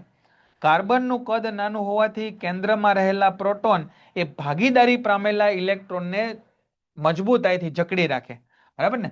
અહીંયા છે આ કેન્દ્ર છે, એની અંદર પ્રોટોન હોય અને અહીંયા બધી કક્ષાઓ હોય. જો કક્ષા નજીક હશે તો એને વધારે બળથી ખેંચી શકે અને જો આ કક્ષાઓ દૂર હશે તો એને વધારે બળથી ખેંચી શકશે નહીં. તો કાર્બનનું કદ છે એ નાનું છે, એટલા માટે ઇલેક્ટ્રોન પ્રમાણમાં નજીક છે અને નજીક છે એટલે આ પ્રોટોન છે એ વધુ બળ લગાડીને એને ખેંચી રાખશે, જકડી રાખશે અને એના કારણે આ પ્રબળ બંધોનું નિર્માણ થતું હોય છે. બરાબર? વનસ્પતિમાં વહન માટેના સિદ્ધાંતો સમજાવવાના છે. વનસ્પતિમાં વહન, બોલો અહીં સુધી ક્લિયર છે? બધાને સમજાશે? ક્લિયર છે અહીં સુધી? વનસ્પતિમાં વહન આપણે સમજાવવાનું છે. વનસ્પતિમાં વહન સમજાવો. ક્લિયર છે અહીં સુધી? બરાબર? ચાલો તો વનસ્પતિમાં વહન એની વાત કરી દઈએ આપણે. વનસ્પતિમાં વહન. સરસ, ચાલો વનસ્પતિમાં વહન સમજાવો. વનસ્પતિની અંદર પાણી અને ખનિજ દ્રવ્યો એનું વહન છે એ થાય. કોના દ્વારા થાય? તો કે જલવાહિનીઓ દ્વારા થાય. જલવાહિની બે કામ કરે. જમીનમાંથી છે પાણી અને ખનિજ દ્રવ્યો એને ઉપરના જેટલા પણ વનસ્પતિના ભાગો છે ત્યાં સુધી પહોંચાડે. એના માટેની બે વિધિ છે. કઈ? તો કે એક તો મૂળ દ્વારા પાણીનું વહન અને બીજું બાષ્પોત્સર્જન દ્વારા પાણીનું વહન. બે પદ્ધતિથી કામ કરે. મૂળ દ્વારા પાણીનું વહન અને બાષ્પોત્સર્જન દ્વારા પાણીનું વહન. હવે અહીંયા આ પ્રક્રિયા યાદ રાખવા જેવી છે. પહેલી, આ મૂળ દ્વારા પાણીનું વહન એને સમજો. સક્રિય વહનની ક્રિયા દ્વારા, સક્રિયનો મતલબ શું થાય? કે અહીંયા આગળ વનસ્પતિ છે ને એ ઉર્જાનો ઉપયોગ કરે. ઉર્જાનો ઉપયોગ કરે. સક્રિયનો મતલબ થાય ઉર્જાનો ઉપયોગ કરે. ઉર્જાનો ઉપયોગ કરીને વનસ્પતિ ભૂમિમાંથી ખનિજ આયનો મૂળની વાહક પેશીઓમાં વહન પામે, જેના કારણે આ કોષોમાં દ્રાવ્ય ક્ષમતા વધે અને જલ ક્ષમતાના ઢોળાંશના આધારે, એટલે કે ટૂંકમાં આયન સંકેન્દ્રણનો તફાવત, તમે યાદ રાખો, આયન સંકેન્દ્રણનો તફાવતના કારણે જલવાહકમાં પાણી છે એ દાખલ થાય અને જલવાહકની અંદર દબાણ વધે અને આ ઘનાત્મક દબાણને મૂળ દાબ કહેવાય. શું કહેવાય? મૂળ દાબ કોને કહેવાય ભાઈ? સમજીએ થોડું અહીંયા. મૂળ દાબ કોને કહેવાય?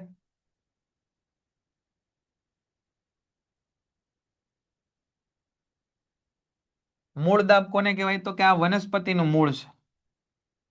અહીંયા બધા ખનિજ રહેલા છે. આ બધા ખનિજ રહેલા છે. બરાબર? વનસ્પતિ છે એ આ ખનિજોને અહીંયા પોતાની ઉર્જાનો ઉપયોગ કરીને ખેંચે અને આજુબાજુ અહીંયા પાણી રહેલું છે. હવે પાણી તમને ખબર છે, પાણી છે, પાણી જ્યાં વધુ હોય ત્યાંથી ઓછું હોય ને જાય. તો અહીંયા ખનિજો વધારે આવી ગયા ને એટલે પાણી અંદર ઓછું થઈ ગયું અને બહાર પાણી વધારે એટલે પાણી અંદર આવશે અને એના કારણે દબાણ વધશે અને આ દબાણના કારણે પાણી છે એ ધીરે ધીરે ઉપર ચડવાનું શરૂ કરશે. પાણી છે દબાણના કારણે ધીરે ધીરે ઉપર ચડવાનું શરૂ કરશે. તો આને કહેવાય મૂળ દાબ. મૂળ દાબ. મૂળ દાબ પ્રકાંડમાં ઓછી ઊંચાઈ સુધી વહન પામી શકે. જો નાના છોડ હશે ને તો આ મૂળ દાબથી પાણી બધે વહન કરવા માટે સક્ષમ છે, પરંતુ ઊંચા વૃક્ષોમાં પાણીના વહન માટે ખૂબ મહત્વપૂર્ણ ભૂમિકા એની રહેતી નથી. મૂળ દાબના કારણે જલવાહકમાં પાણીના અણુઓ નિયંત્રણ કડીના રૂપમાં સ્થાન પામે છે, એટલે ક્રમશઃ આગળ વધતા જાય અને બાષ્પોત્સર્જન દ્વારા ઉત્પન્ન થતા ખેંચાણના કારણે આ સાતત્યતા તૂટે. હવે શું કહેવા માંગે છે કે ભાઈ આ બધા અણુઓ છે એ છેક મૂળથી લઈ અને અહીંયા વનસ્પતિની ડાળી સુધી આ રીતે આમ આ પાણીના અણુઓ છે ભરેલા હશે. પાણીના અણુ ભરેલા હશે. હવે અહીંયા ગરમીના કારણે વાયુરંધ્રો છે ખુલી ગયા, પ્રકાશ સંશ્લેષણની ક્રિયા ચાલુ છે એટલે વાયુરંધ્રો ખુલી ગયા અને વાયુરંધ્રો ખુલી ગયા એટલે અહીંયાથી પાણી છે બહાર નીકળી ગયું. અહીંયાથી પાણી બહાર નીકળ્યું એટલે સમજો અહીંયા ખાલી જગ્યા પડી. અહીંયા ખાલી જગ્યા પડી એટલે અહીંયા ઓછું દબાણ થયું, વધારે દબાણ થયું એટલે અહીંયા દબાણ ઓછું થવાના કારણે આ પાણી આમ ઉપર ખેંચાશે. આ ખેંચાશે એટલે અહીંયા ખાલી જગ્યા પડે તો આ ઉપર ખેંચાશે. આ ઉપર ખેંચાશે તો અહીંયા ખાલી જગ્યા પડે. એમ ખાલી જગ્યાને ભરવા માટે પાણી ઉપર તરફ ખેંચાતું રહેશે. એને કહેવાય ચૂસક દબાણ. એને કહેવાય ચૂસક દબાણ. અને આ ચૂસક દબાણ કોના કારણે થાય તો કે બાષ્પોત્સર્જનના કારણે પાણી જે નીકળી ગયું એ પાણીની ખાલી જગ્યા ભરવા માટે પ્રેશર ઓછું થઈ ગયું, એટલા માટે ત્યાં વધુ દબાણથી ઓછા દબાણ તરફ પાણીનો પ્રવાહ જશે, એને ચૂસક દબાણ અથવા ખેંચાણ કહેવામાં આવે. તો વનસ્પતિમાં પાણીનું વહન કરવા માટે મૂળ દાબ કોઈ મોટી ભૂમિકા ભજવતું નથી. મૂળ દાબ છે એ નાની નાની વનસ્પતિ માટે કામનું છે, મોટી વનસ્પતિ માટે આ મૂળ દાબ કામનું નથી. બરાબર. બાષ્પોત્સર્જનનું વર્ણન એની માટે હમણાં આપણે વાત કરી, અને બાષ્પોત્સર્જન ક્રિયાનું કયું પ્રભાવી પરિબળ પ્રભાવી કરે અને એના માટે કોણ ઉપયોગી છે. બરાબર. હવે અહીંયા આપણે જોઈએ, આ સવાલ આપણે સમજી લીધો છે, આની બહુ ડિટેલની જરૂર નથી. મનુષ્યના હૃદયની આકૃતિ દોરી અને નીચેની પરિસ્થિતિનું વર્ણન કરવાનું છે. હૃદયની આકૃતિ આપણે દોરવાની છે અને કેટલીક પરિસ્થિતિઓનું વર્ણન કરવાનું છે, જેમ કે ડાબુ ખંડ અને જમણા ખંડમાં રુધિરનું પરિવહન જણાવવાનું છે. બરાબર. ડાબા ખંડ અને જમણા ખંડમાં રુધિરનું પરિવહન જણાવવાનું છે.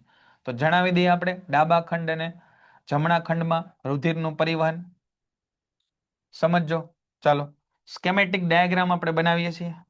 જોઈ લો અહીંયા, આ હૃદય આપણું, બરાબર ને, આ હૃદય આપણું 4 વિભાગમાં વહેંચાયેલું છે. ભલે આખું આપણે ગમે એને આપ્યું હોય, પણ એના 4 વિભાગમાં વહેંચાયેલું છે. પછી અહીંયા એક નળી પડે, અહીંયા એક નળી પડે, આને કહેવાય પશ્ચમહાતમની. બરાબર ને. આ રીતના ટૂંકમાં થયું. તમારા જમણા હાથ બાજુ જે પડે, યાદ રાખજો, તમારા જમણા હાથ બાજુ જે પડે એને ડાબી બાજુ કહેવાય, અને તમારા ડાબા હાથ બાજુ જે પડે એને જમણી બાજુ કહેવાય. બરાબર. તો આ જે તમને દેખાય છે એ ડાબુ કર્ણક છે, આ તમને દેખાય એ ડાબુ ક્ષેપક છે, આ તમને દેખાય ડાબા હાથ બાજુ એ જમણું કર્ણક છે, અને આ જે દેખાય એ જમણું ક્ષેપક છે. ખબર પડી ગઈ? ચાલો ડાબી બાજુ શું થાય જરા સમજી લ્યો. ડાબી બાજુ શું થાય તો કે શરીરના નીચેના ભાગમાંથી અને શરીરના ઉપરના ભાગમાંથી અશુદ્ધ રુધિર, આ ઉપરના ભાગમાંથી અહીંથી આવે અને નીચેના ભાગમાંથી અશુદ્ધ રુધિર છે એ જમણા કર્ણકમાં આવે.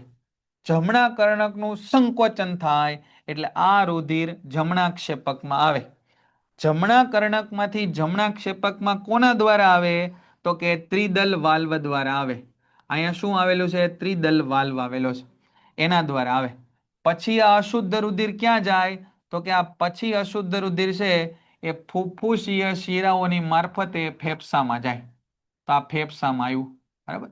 ફેફસાની અંદર, ફેફસામાં જાય એટલે આ કેવું રુધિર થઈ જાય? શુદ્ધ રુધિર થઈ જાય, જેને આપણે લાલ રંગથી બતાવીએ. આ શુદ્ધ રુધિર ક્યાં આવે તો કે શુદ્ધ રુધિર આ ફુફ્ફુસીય શિરાઓ મારફતે ડાબા કર્ણકમાં આવે. ડાબા કર્ણકનું સંકોચન થાય એટલે દ્વિદલ વાલ્વ મારફતે ડાબા ક્ષેપકમાં આવે, અને ડાબા ક્ષેપકનું સંકોચન થાય ત્યારે આ મહાધમની દ્વારા શરીરના વિવિધ ભાગો સુધી પહોંચે. સમજાણું? બરાબર. આ આખી વાર્તા સમજાઈ ગઈ બધાને ભાઈ? આ હૃદયની આકૃતિ આપણે એકદમ પરફેક્ટ જ દોરીશ ભાઈ. આ ક્લિયર છે ભાઈ? કઈ રીતે વહન થાય? ડાબી બાજુ છે એ શુદ્ધ રુધિર હશે, જમણી બાજુ અશુદ્ધ રુધિર હશે. આકૃતિ તમારે હૃદયની દોરી હોય ને, ખાલી આ એકચુઅલ દિલ બનાવ્યું ને ભાઈ, તો હૃદયની વાત કરી. પ્રાકૃતિક વર્ણપટ વરસાદ પડ્યા પછી શા માટે જોવા મળે અને તેમાં કઈ કઈ પ્રકાશીય ઘટનાઓ નિહાળી શકાય એ કહેવાનું છે. બરાબર. તો આકૃતિ પુસ્તક પ્રમાણે દોરવાની. આમાં બરાબર. પ્રાકૃતિક વર્ણપટ એટલે કોની વાત છે? મેઘધનુષ્યની વાત છે. એ જ્યારે વરસાદ પડે એના પછી આપણને આકાશમાં જોવા મળે. કેમ તો કે વરસાદની અંદર જે પાણી પડે એના બુંદો હજી વાતાવરણની અંદર રહેલા હોય. આ સૂક્ષ્મ બુંદો છે ને એ સૂર્યપ્રકાશનું વક્રીભવન અને વિભાજન કરે, અને જેના લીધે મેઘધનુષ્યની રચના થાય. તો તમારે છે આકૃતિ યાદ રાખવાની. આકૃતિ તમે યાદ રાખશો એટલે ફરી પાછું તમને છે બધી વસ્તુ ખબર પડી જાય. આકૃતિ તમે યાદ રાખશો એટલે બધી વસ્તુ ખબર પડશે. કઈ રીતે તો કે જુઓ સાહેબ, આ છે ને એ જલ બુંદ છે. આ શું છે? જલ બુંદ એટલે પાણીનું બુંદ છે. આ પાણીના બુંદની ઉપર સૂર્યપ્રકાશ પડે. જુઓ સાહેબ, આ સૂર્યપ્રકાશ પડ્યો. આ સૂર્યપ્રકાશનું અહીંયા વક્રીભવન અને વિભાજન થાય. વક્રીભવન અને વિભાજન થાય તો અહીંયા આમ વક્રીભવન થાય એવું દેખાવું જોઈએ, અને વિભાજન થાય એમાં બધા રંગો આપણે નથી દોરતા, ખાલી જાની વાલી પીનારામાંથી રાતો અને આ વાયોલેટ રંગ દોરીએ. પછી એનું પૂર્ણ આંતરિક પરાવર્તન થાય, તો આ પૂર્ણ આંતરિક પરાવર્તન થયું. પૂર્ણ આંતરિક પરાવર્તન થઈને બહાર નીકળે ત્યારે ફરી પાછું વક્રીભવન થાય, તો આ વક્રીભવન થયું. તો આ રાતો રંગ, આ વાયોલેટ રંગ, અને આ ક્યાં આવ્યું તો કે જોવાવાળાની આંખમાં. બરાબર ને? આ આવી ગયું ક્યાં?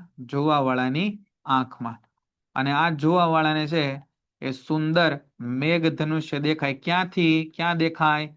તો કે આ કિરણો જ્યાં આવતા હોય ને એને પાછળ આમ લંબાવો ને, આમ, બરાબર, ત્યાં આગળ આ આપણને દેખાય. બરાબર? તો આ 5-10 મિનિટમાં હમણાં આપણો લેક્ચર છે એ પૂરો થશે. બરાબર? છેલ્લા કેટલા પ્રશ્નો આપણે બાકી રહ્યા છે એની ચર્ચા કરીએ. તો ટૂંકમાં આ આકૃતિ જુઓ, આ આકૃતિ જે પરફેક્ટ દોરે ને, બરાબર, એને 100% પૂરા માર્ક મળે ને મળે જ તે. બરાબર? મળે ને મળે જ તે. જે આકૃતિ દોરશે એને પૂરા માર્ક હંમેશા છે એ મળશે જ તે. બરાબર? ફરી વાર અહીંયા કહી દઉં, આ આકાશની અંદર લટકતા હવાના બુંદો છે, પાણીના બુંદો છે. આ પાણીના બુંદો છે એ પ્રિઝમ તરીકે કાર્ય કરે. આ છે પાણીના બુંદો છે, પાણીના બુંદો છે. આ પાણીના બુંદો કઈ રીતે કામ કરશે તો કે સાહેબ આ પાણીના બુંદો છે એ પ્રિઝમ તરીકે કામ કરશે. આવતા સૂર્યપ્રકાશના કિરણો એની અંદર સૌથી પહેલા શું કરે? અહીંયા કઈ ઘટના બને તો કે સાહેબ અહીંયા વક્રીભવન અને વિભાજનની ઘટના થાય. અહીંયા શું થાય? અહીંયા પૂર્ણ આંતરિક પરાવર્તન થાય. પૂર્ણ આંતરિક પરાવર્તન થાય. અને ફરી પાછું અહીંયા બહાર નીકળે ત્યારે શું થાય? વક્રીભવન થાય. વક્રીભવન. તો 2 વખત વક્રીભવન, 1 વખત વિભાજન અને 1 વખત પૂર્ણ આંતરિક પરાવર્તન થાય. બરાબર? સૂર્યતાર ની પાસે હોકા યંત્ર મૂકેલ છે. નીચેના કિસ્સામાં હોકા યંત્રનું અવલોકન જણાવો. તારમાંથી વહેતા પ્રવાહની દિશા ઉલટાવો. તારમાંથી વહેતા પ્રવાહની દિશા ઉલટાવશો તો હોકા યંત્રની સોય પહેલા આમ જતી હશે તો હવે આમ જશે. કેમ કે તારમાંથી વિદ્યુત પ્રવાહની દિશા ઉલટાવી એટલે ઉદ્ભવતા ચુંબકીય ક્ષેત્રની દિશા પણ ઉલટાઈ જાય. તારમાંથી વહેતા પ્રવાહનું મૂલ્ય વધારો. તારમાંથી વહેતા પ્રવાહનું મૂલ્ય વધારો તો કોણાવર્તન છે પહેલા આમમાંથી એટલું થયું હશે તો હવે આટલું થાય એટલે કોણાવર્તન છે એ વધે. કોણાવર્તન છે એ વધે. આમાં દિશા છે એ ઉલટી થાય.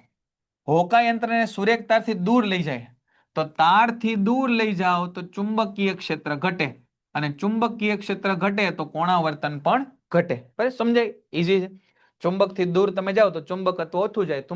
ચુંબકત્વ ઓછું થઈ જાય તો અહીંયા છે એ કોણાવર્તન પણ ઘટે. હોકા યંત્રને સૂર્યતારની નજીક લઈ જવામાં આવે. હોકા યંત્રને સૂર્યતારથી નજીક લઈ જાઓ તો ઊંધું. ચુંબકત્વ વધે, ચુંબકત્વ વધે તો કોણાવર્તન પણ વધશે. કોઈ પણ નિવેશન તંત્રમાં ઉર્જાનો પ્રવાહ એક દિશાએ હોય તેની યોગ્ય સમજ આપો. કોઈ પણ તંત્રની અંદર ઉર્જાનો પ્રવાહ છે એક દિશીય છે એની યોગ્ય સમજ આપો. શું કહેવા માંગે છે અહીંયા જુઓ? ઉર્જાનો પ્રવાહ એક દિશીય છે એની સમજ આપો એનો મતલબ શું થાય? જોજો અહીંયા છેલ્લો પ્રશ્ન છે આપણો, અગત્યનો પ્રશ્ન. એવું કહેશે કે સાહેબ અહીંયા છે ને એ સૂર્યપ્રકાશ છે. છેલ્લો પ્રશ્ન અહીંયા છે એ સૂર્યપ્રકાશ છે. આ સૂર્યપ્રકાશમાંથી ક્લોરોફિલની હાજરીમાં કાર્બન ડાયોક્સાઇડ અને પાણી વડે અહીંયા છે ઉત્પાદકો આવ્યા. ઉત્પાદકો અથવા સ્વયંપોષી. સ્વયંપોષી આ છે એ ઉર્જા મેળવશે. બરાબર? આ સ્વયંપોષી અથવા ઉત્પાદકો એ કોને ઉર્જા આપશે તો કે એનામાંથી ઉર્જા લેશે તૃણાહારી. એનામાંથી ઉર્જા કોણ લેશે તો કે નાના માંસાહારી. નાના માંસાહારી. અને એનામાંથી ઉર્જા કોણ લેશે તો કે એનામાંથી ઉર્જા લેશે મોટા માંસાહારી. મોટા માંસાહારી. બરાબર? એક વખત આ ઉર્જા જ્યારે ઉપર વહી જાય, સૂર્યમાંથી આ ઉર્જા છે ઉત્પાદકો પાસે વહી ગઈ તો આ ઉર્જા વળી પાછી ઉત્પાદકો પાસેથી સૌર ઉર્જામાં રૂપાંતર થાય નહીં. એક વખત તીડ છે એ ઘાસને ખાઈ ગયું તો એનામાં ઉર્જા આવી ગઈ તો વળી પાછું તીડ છે એ આ ઘાસને ઉર્જા આપી શકે નહીં. એક વખત તીડને છે દેડકો ખાઈ ગયો તો દેડકામાં ઉર્જા વહી ગઈ તો આ દેડકો ફરી પાછી એ જ ઉર્જાને છે એ તીડને આપી શકે નહીં. આને કહેવાય ઉર્જાનું એક દિશામાં વહન. આને કહેવાય ઉર્જાનું એક દિશામાં વહન, કે આખી આહાર શૃંખલાની અંદર ઉર્જા છે એક જ દિશામાં વહે અને ફરી પાછી એ જ માર્ગે પાછી ક્યારેય આવે નહીં. બરાબર. તો એ જ બાબત અહીંયા થોડી ડિટેલમાં લખેલી છે. મેઇન વસ્તુ મેં તમને જે કીધી એ સમજવાની છે કે ઉર્જાનું વહન હંમેશા એક માર્ગીય હોય. બરાબર. એ જ બધી વસ્તુ આમાં લખેલી છે કે ઉત્પાદકો છે એ સૌર ઉર્જાનું રાસાયણિક ઉર્જામાં રૂપાંતર કરે. બરાબર. રાસાયણિક ઉર્જાની અંદર રૂપાંતર કરે અને ખોરાક બનાવે, એને આગળ મોકલે. બરાબર. તો આ વાત આપણે કરી. અહીંયા આગળ આપણા આ બધા પ્રશ્નો 54 પ્રશ્નો પૂરા થયા. 54 પ્રશ્નો જોતાની સાથે સાથે આપણે એની આજુબાજુના બીજા પ્રશ્નો છે એ જોતા ગયા. બરાબર. જેથી કરીને કુલ લગભગ કદાચ 65 થી 70 જેટલા પ્રશ્નો એની ચર્ચા આપણે કરી. તો મેં તમને કીધું કે પેન્ટેડ એપ્લિકેશન ધોરણ 6 થી 12ના વિદ્યાર્થીઓ માટે અપડેટ થઈ ચૂકી છે. આ એપ્લિકેશનમાં શું છે? બધા જ વિષયના વિડીયોઝ છે. ગુજરાતની બેસ્ટ ફેકલ્ટી દ્વારા લાઈવ લેક્ચર્સ છે. આઈએમપી પ્રશ્ન છે, ટેસ્ટ સિરીઝ છે અને ગુજરાતના તમામ વિદ્યાર્થીઓ સાથે તમે તમારી કમ્પેરિઝન કરી શકો છો. ગેમિફિકેશન છે અને બીજું ઘણું બધું. તો તમે એપ્લિકેશન ડાઉનલોડ ન કરી હોય તો ડિસ્ક્રિપ્શનમાં લિંક આપી છે. હમણાં જ પ્લે સ્ટોર ઉપર જાઓ અને એપ્લિકેશન ડાઉનલોડ કરો. ઘરે બેઠીને સરસ મજાનું ગુજરાતની જોરદાર ફેકલ્ટી સાથે ભણો, સારા માર્ક્સે પાસ થાઓ.